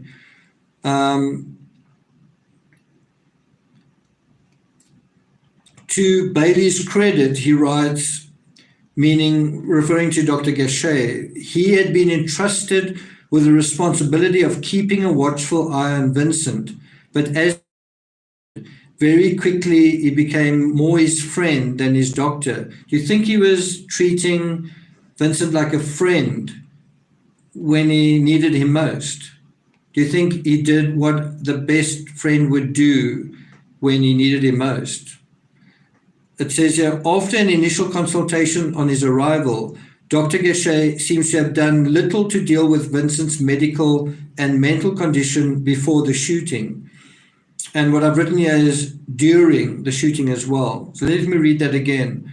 After an initial consultation on his arrival, Dr. Gachet seems to have done little to deal with Vincent's medical and mental condition before the shooting, yes, and during the shooting. And he says, and the end must have come as a considerable shock to him.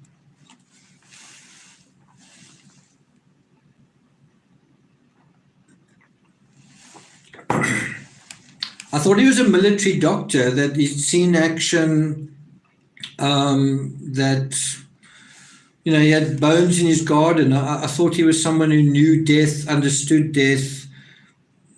Where's that now? Where's that gone? Posthumously, that's it. Okay, so I'm not going to take it further than that. The next chapter is chapter 16, funeral.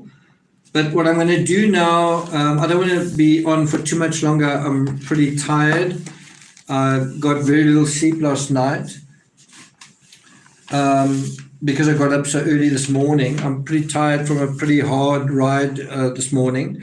What I want to do is I provided you with Martin Bailey's version there. I've criticized it to some extent. The biggest criticism I've got of that version is that he doesn't refer to Adeline Ravoux. She was there. You might say Dr. Gachet was there as well.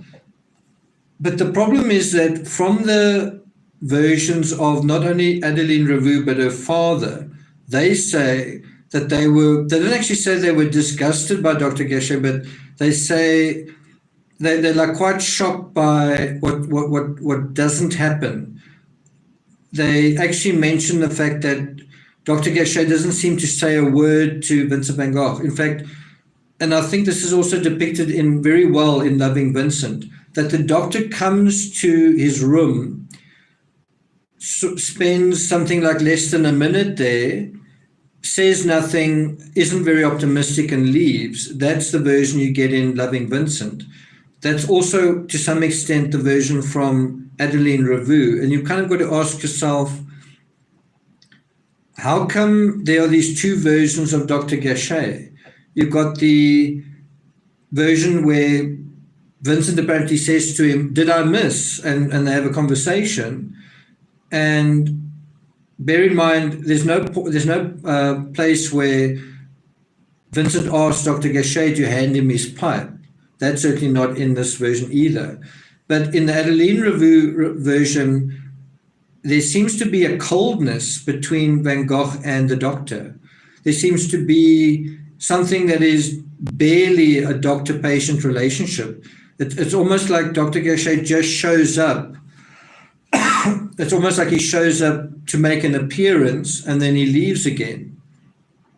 And you can imagine that if Vincent van Gogh, if he has just shot Vincent van Gogh, does he really want to save him? You know, he doesn't know what has gone on here, but do you think he wants to save him?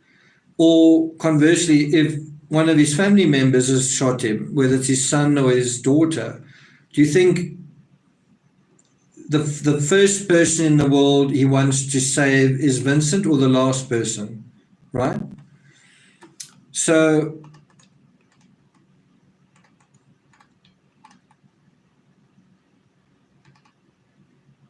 let's see if I can bring this up. So I'm going to now read to you the original letter written by Adeline Ravoux dealing with the aftermath. So what she saw, what she witnessed, what she perceived.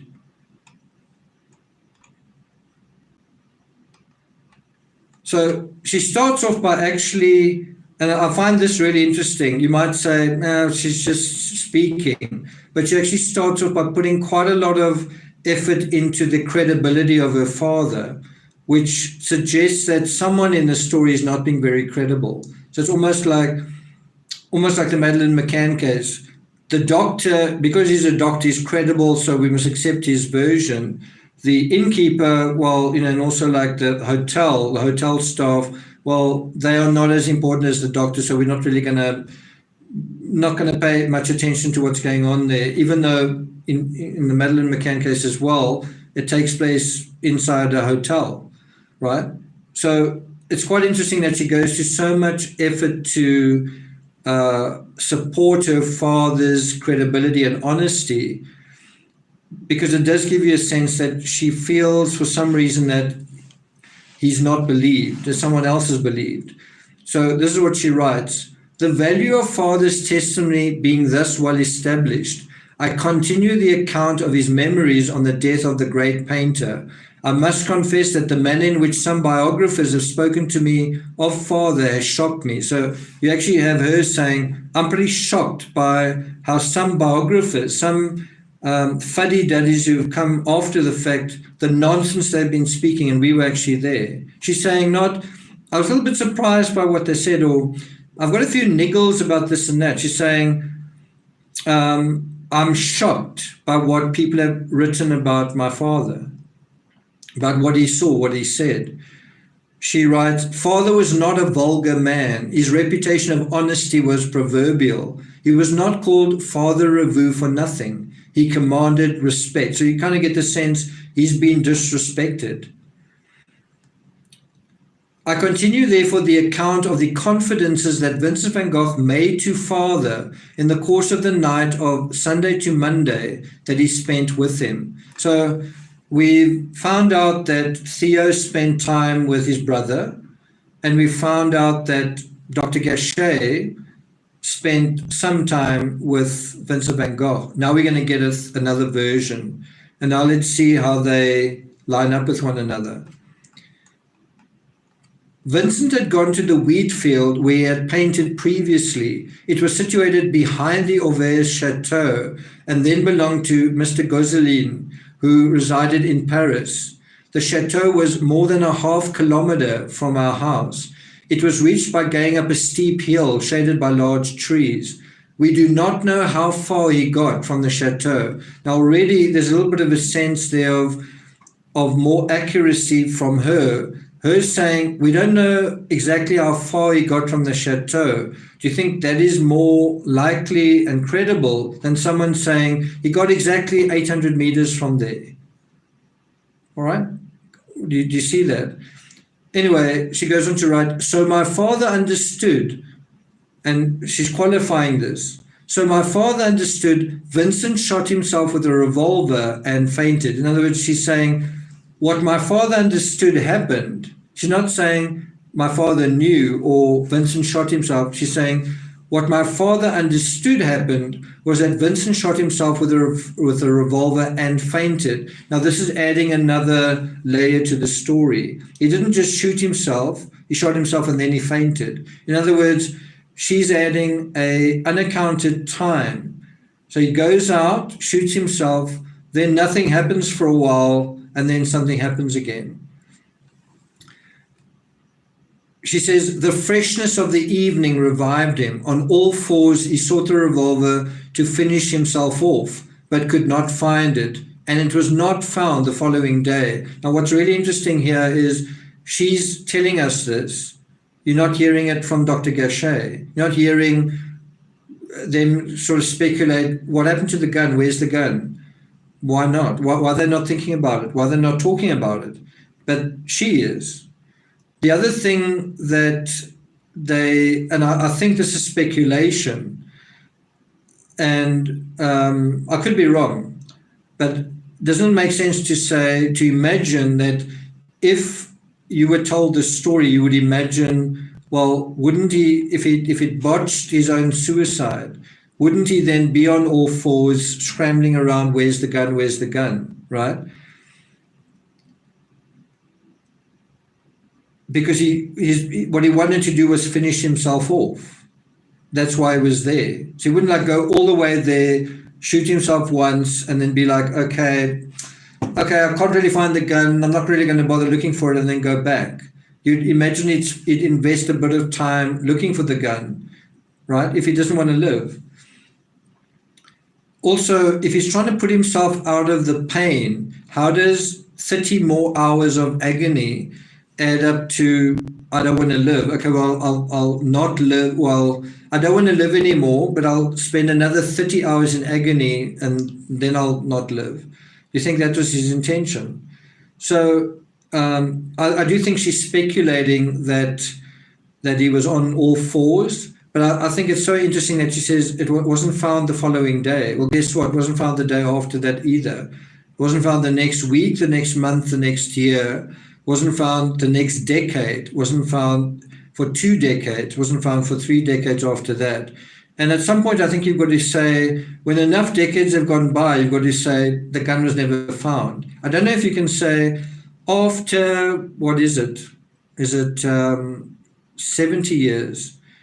After Van Gogh becomes famous, somebody suddenly finds a rusted gun in a field and they say, this is the gun. This is the crime scene. This is where he shot himself. This is the gun. I don't think you can say that anymore. We all know that with crime scenes, you've got to preserve the crime scene. You've got to preserve the evidence. I don't think you can say,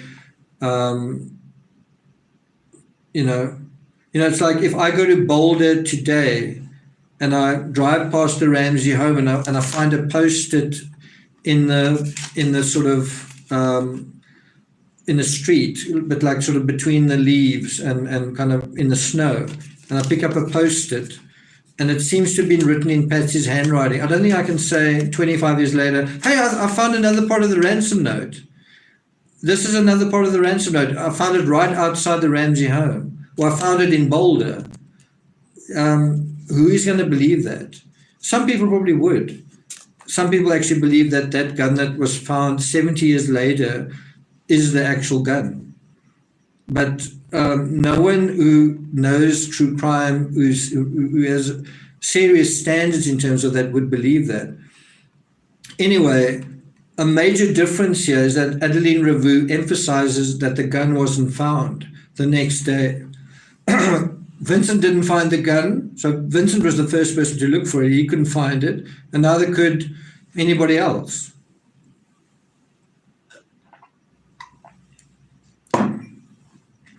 That is unfortunately something that the police could have asked, should have asked, and seems like they didn't ask. If I had been there, I would have been like, listen, Vincent, I don't want to take too much of your time. Where's the gun? And let's get you to the hospital. But, anyway, she goes on to say, I never obviously assisted at the agony of Van Gogh, but I was witness to most of what happened, which I'm going to relate to now. Now you can actually put on your seatbelts. After seeing his injury in the region of the heart, father descended rapidly from the bedroom where Vincent groaned, and he asked Tom Hershik. Who asked Tom Hershik? The innkeeper, not Dr. Gachet. He asked Tom Hershik to go in search of a physician. Okay, well, he wasn't there at that point. In Orvez, there was a physician from Pontoise who had a pied-à-terre where he gave consultations. This physician was absent. Father sent Tom to Dr. Gachet, who resided at the upper part of the town but did not practice in Orvez. Here's the part to pay attention to. What was Dr. Gachet's connection with Van Gogh? This is what she asks. She writes this herself. What was Dr. Gachet's connection with Van Gogh? Father ignored him completely. The physician had never come to the house, and the scene in which my father assisted did not make him suppose any existed. In fact, on the contrary. That's kind of a very indirect and diplomatic way of answering the question, what was Dr. Gachet's connection to Van Gogh, she's saying there didn't seem to be any connection. From what they witnessed, there didn't seem to be any connection between the doctor and the patient. Never mind a friendship. There didn't seem to be any connection. And what's quite interesting is you even get a sense that the innkeeper is actually pissed off, is quite annoyed with the doctor. Why else would he ignore the doctor completely? Why is he ignoring the doctor? Probably because he's not very happy with what's going on here. The other thing that's quite interesting is they pertinently say this doctor had never come to the house. So they never made use of Dr. Gachet's services. They used somebody else. How many doctors do you think were in that area? But they never used Dr. Gachet.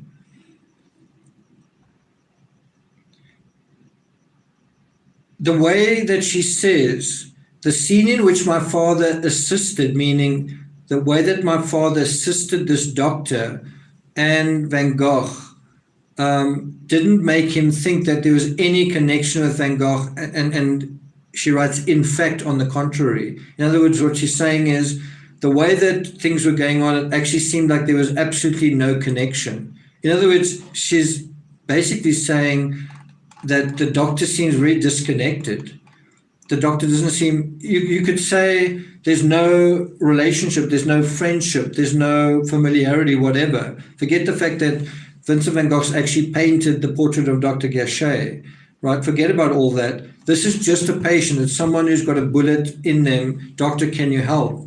Well, the innkeeper's getting this weird sense that the doctor's odd, not helpful. Do you see that? Kind of disassociated.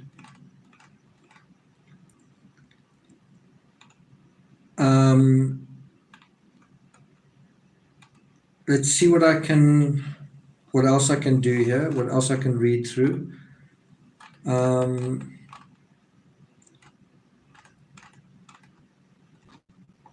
Let's just have a look at your questions. I don't want to be on for too much longer. Actually says, where is her testimony written? It was in a letter written in 1956, and I'll put a link in the description. I'll put it into chat right there. Stephanie says that paints quite a picture. Okay, let me continue reading. After the physician's visit, Father told us, Dr. Gachet has examined Mr. Vincent and has dressed his wound with bandages that he had himself brought. And apparently someone had warned him that it concerned a casualty. So there at least you got quite a good description of him doing something. So he at least dresses the wound. The other thing that I think is quite interesting is Dr. Gachet seemed to somehow know that he'd been shot. Tom Hershig, so I guess what's possible is that Father Ravoux told Tom and Tom told the doctor, right? Anyway, the fact is the doctor comes there and he's got, he seems to know that he's going to be treating a bullet wound. The other interesting thing is the doctor's told, come quickly, Vincent's been shot. What does he say to his brother? Come quickly, Vincent's been shot. No, he says something else. But this is the part that's pertinent. What was Dr. Gachet's assessment of what he found? What did he say to the people around him when he arrived? Bear in mind, you can't get around this. You can't get around, no matter how you try and interrogate this, you can't get around this. The fact is Vincent lived 30 hours. That's longer than a full day, right? That is a full day plus 6 hours. So it's almost like, anyway, so that shows you that Vincent was quite strong, and also that the injury wasn't, let's put it this way, it wasn't as severe as the injury that Helena Hutchins sustained. Bear in mind, the injury she sustained passed into her and out the other side. The injury he sustained, the bullet went in, didn't come out. So there wasn't an exit wound, but it was also much smaller caliber. So this is what Father Ravoux understood from what Dr. Gachet said to him directly about Van Gogh's condition. He said, this is quoting from Adeline Ravoux, Dr. Gachet judged the case hopeless and left immediately. Remember what I said about he arrived, didn't say anything, and left? Well, this is exactly that. He judged the case hopeless and left immediately. How can you judge the case hopeless when he lives another 30 hours? Right? And as I say, what's actually happening here is you judge the case hopeless, then you do nothing until the next morning, and by the time that everyone is in place and it's daylight or whatever, and Theo's there, by then it is actually hopeless. At this point, it wasn't hopeless. So either the doctor is a really bad doctor, meaning medically not right for the job, not fit for purpose, or the doctor's not a really good person, or both. Because isn't that assessment basically wrong? That the case wasn't hopeless. And again, you've got to say, you can't make the argument, and the doctor didn't have any experience with gunshot victims. He was a military doctor. So you would have seen gunshot victims all the time. He had a gun himself. Anyway, the other thing that is strange is he leaves immediately. That's that night. He doesn't sit by Vincent that whole night. And yet in the story we get from Bailey, you kind of get the sense that when Theo arrives, the doctor's there and the doctor's been tending to him the whole time. So why does he arrive and leave immediately and he judges it hopeless? Even if he does judge it hopeless, why don't you sit there and be with your friend and spend a little bit of time, what happened, are you okay? Just think about it. If he is suicidal, then what's wrong? What are you unhappy about? Talk to me. Are you lonely? What's going on? Why did you do this? Why didn't you confide in me before you did this? None of that. This is also what she writes. I am absolutely certain that he did not return. So let me read that again. So Adeline Ravoux, out of her own, has a bit of a bone to pick with Dr. Gachet. She's not very happy with how he was treated, with how Vincent was treated by this doctor. She's saying there was no connection, but she's also saying he didn't invest much time or effort in this particular patient. He judged the case hopeless and left immediately. I'm absolutely certain he did not return. Wow, he didn't return. I'm absolutely certain he did not return. So you came there very quickly, you left very quickly.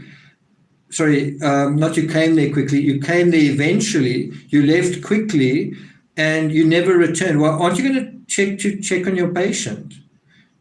And wasn't he there, according to Dr. Gachet or Dr. Gachet's son, when Theo arrived? Not according to Adeline Ravoux.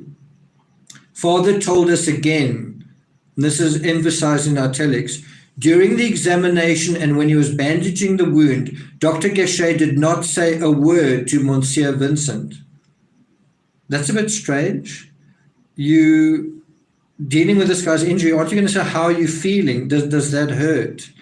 Aren't you going to offer some words of support? During the examination and when he was bandaging the wound, Dr. Gachet did not say a word to Vincent. He judged the case hopeless and left immediately. A little bit suspicious.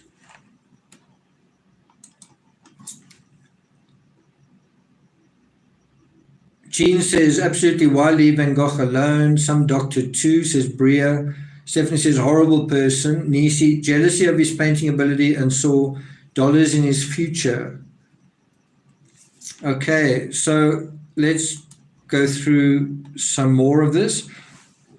After escorting the physician home, so it's actually, Father Ravoux actually takes the physician home. So bear in mind, we're not going to take Vincent to a hospital, but we're going to take the physician home. Oh, okay. We're not going to inform Theo of what has happened, but we're going to take the physician home. Okay.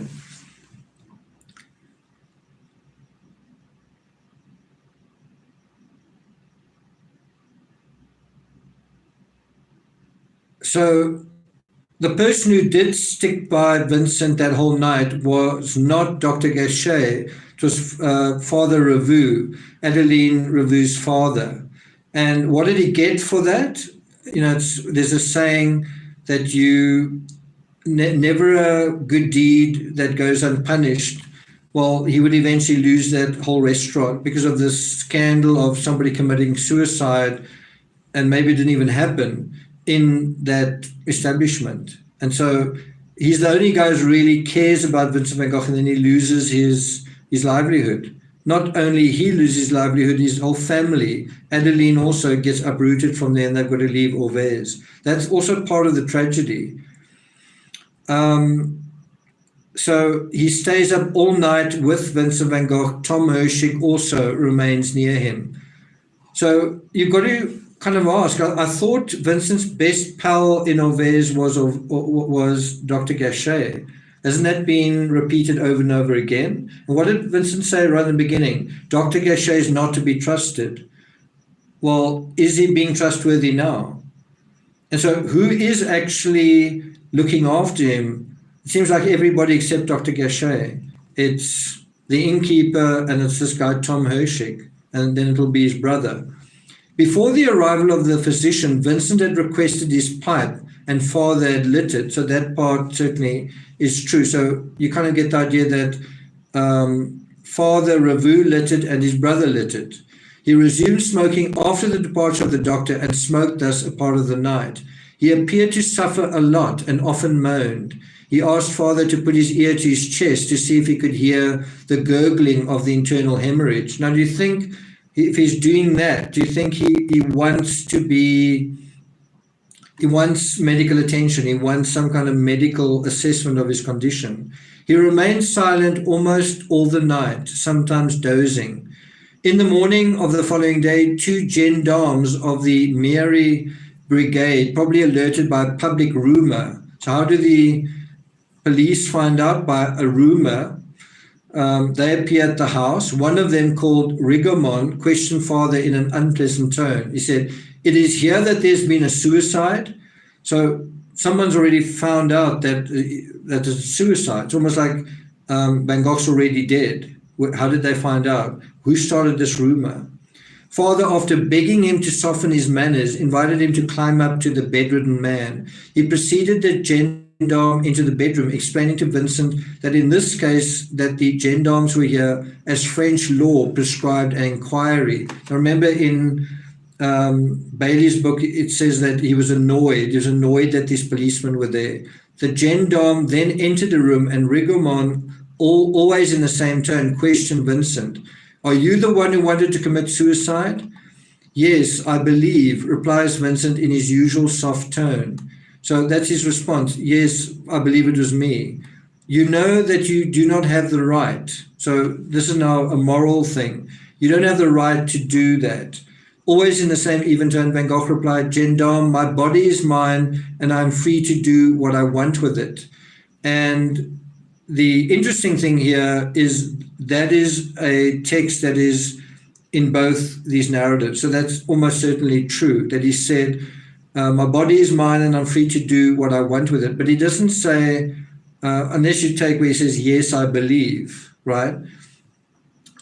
The interesting part is he adds to that, and it's also not mentioned in this narrative by Bailey. He says, unless I missed it, he says, "Do not accuse anybody. It is I that wish to commit suicide." It's quite interesting that he says, please don't accuse anybody else.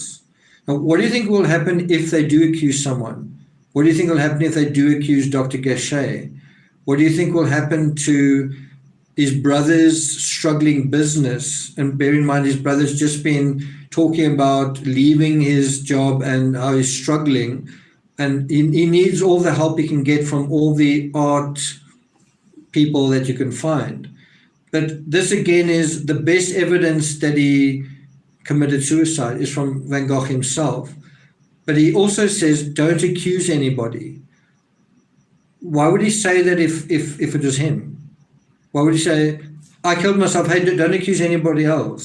Why do you think he's saying that? Then unfortunately, Father Ravoux asked the gendarme, the policeman, not to ask any more questions. That's a bit unfortunate.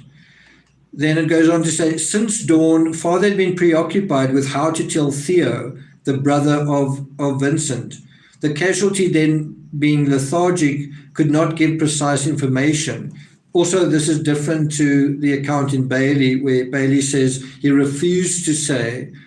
Maybe this is Adeline Ravoux just being kind and sentimental, that he wasn't refusing to say, he just was sleepy or something. She writes, he had a burst of energy during the gendarme's visit that had tired him a lot. But knowing that Vincent's brother was a salesman at the art gallery in Paris, Father sent a telegram to this address when the post office opened.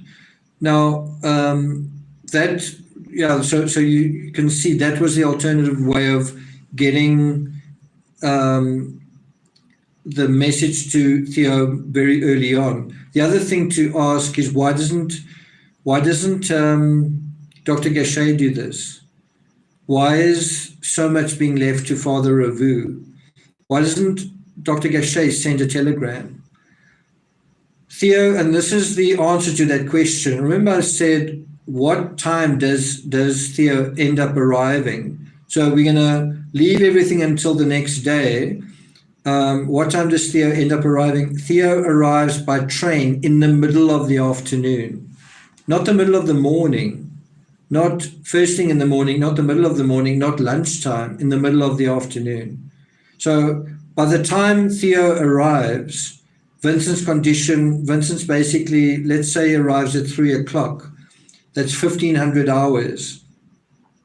Vincent's about 20 hours through his last 30 hours of his life. So by the time Theo arrives, Vincent has, I won't say almost as much time as Helena did, but that's how serious it's become since he was actually shot.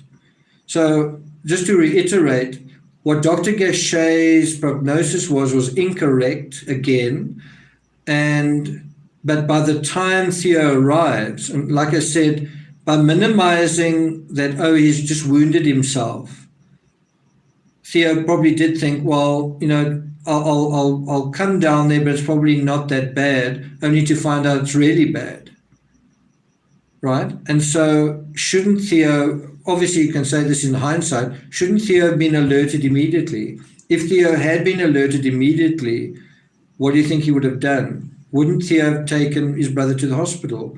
If he had been taken to the hospital, wouldn't he have been saved? Probably. So Dr. Gachet, you can either say didn't save Van Gogh, or you could say did such a shitty job of saving him / not saving him that he ended up actually allowing him to die, right? Theo arrived by train in the middle of the afternoon. I remember seeing him arrive running. The station was close enough to us. The impression I get is by the time, when someone comes to Theo, it's maybe even a little bit after the shops opened. By the time Theo actually realizes what's really happening, it's actually on the train. It's on the train when Tom and him are talking. And then it's like, well, we can't waste any more time. It may also be that he gets the telegram, he gets the letter from Dr. Gachet and thinks, okay, it's not such a big deal, then gets the telegram, and that's when he's sort of activated. So listen to this. I remember seeing him arrive running. The station was close enough to us, as I've said. He was a man a little smaller than Vincent, thin, an agreeable physiognomy,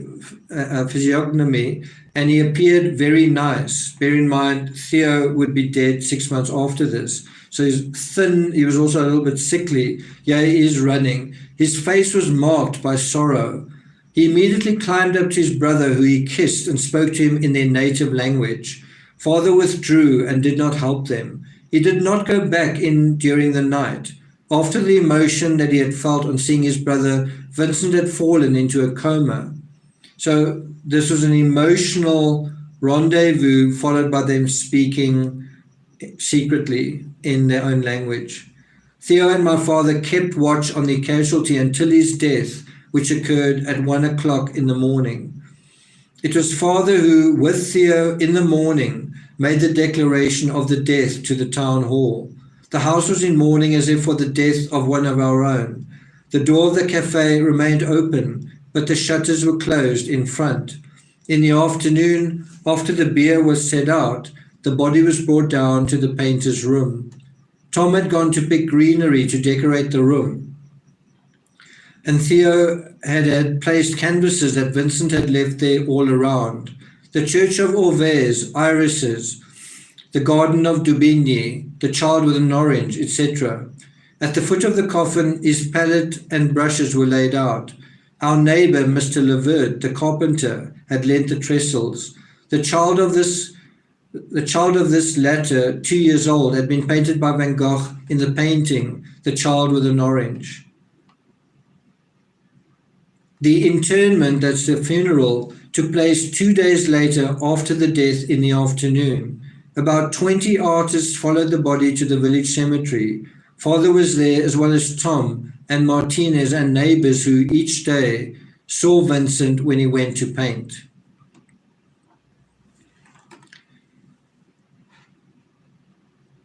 Really sad, isn't it? Corinna says, I should have done the math. Time of death minus 10 hours. Lexi says,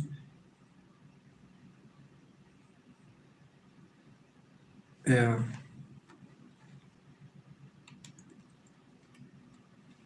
Actually says if Gachet didn't shoot him, he certainly was responsible for his death. And if he did shoot him, also.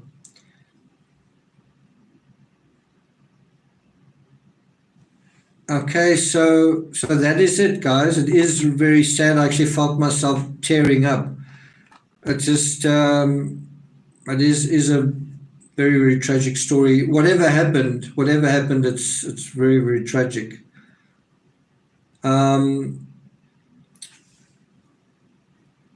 So just to let you guys know, I actually meant to do another live last night, but I was at a party. I actually thought the party might end prematurely, but it didn't. It was actually a really enjoyable experience. So I'm going to try and do the next live stream on the Barry Morphew tomorrow around about this time, right? I meant to do it yesterday. I'll be doing it tomorrow. I don't know exactly when I'll do the next Vincent Van Gogh. It'll either be Tuesday or Thursday, probably Tuesday. I really want to wrap this up before I go away. Thanks a lot, Stephanie. Actually says internment is actual burial. Okay. Okay. So I think you'll agree with me that this particular chapter, these last 30 hours, it's really quite fascinating, not just what happened, but also how the narratives sort of put emphasis in different areas, right? It's just so sad that after what happened, there's no urgency, there's no emergency, you know.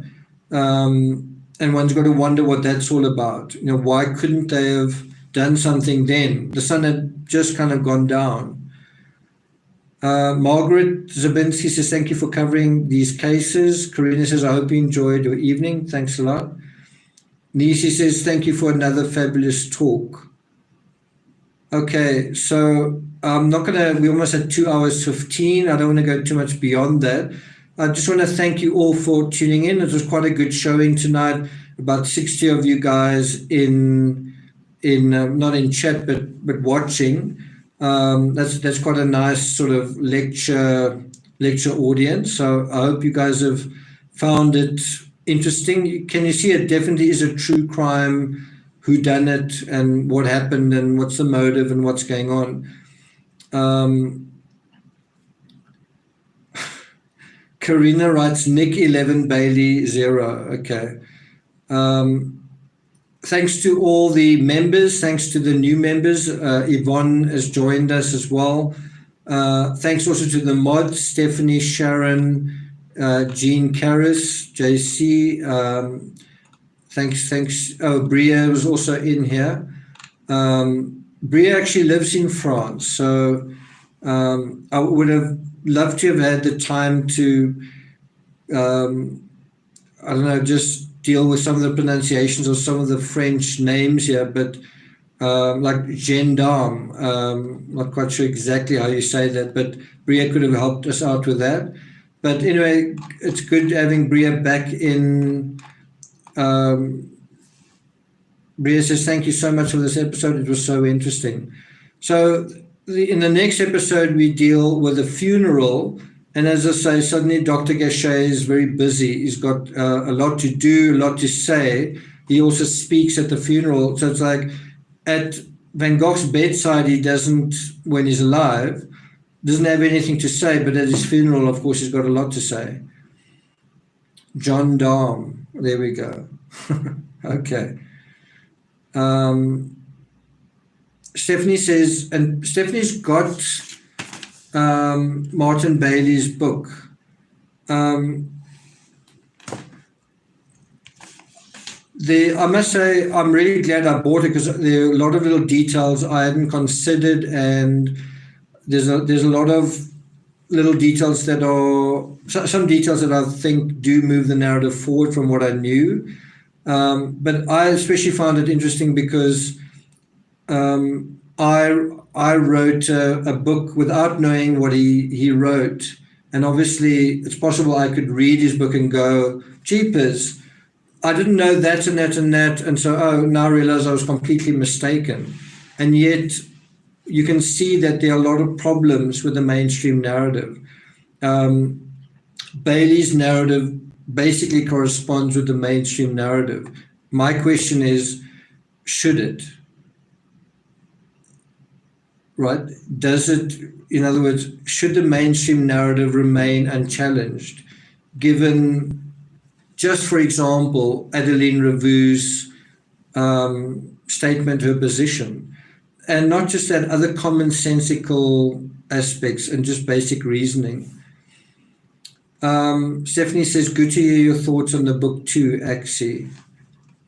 So are there any more reviews?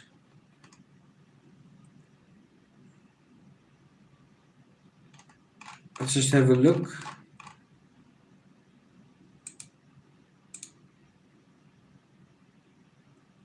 Doesn't look like it. Maybe by the next episode I can post a new review. Let's hope so. Okay, guys, thanks a lot for joining me. I hope you having a good weekend. Stephanie, I hope your husband's back is better than it was. I hope he's doing some of that stretching. Yvonne says the mainstream narrative has got to go.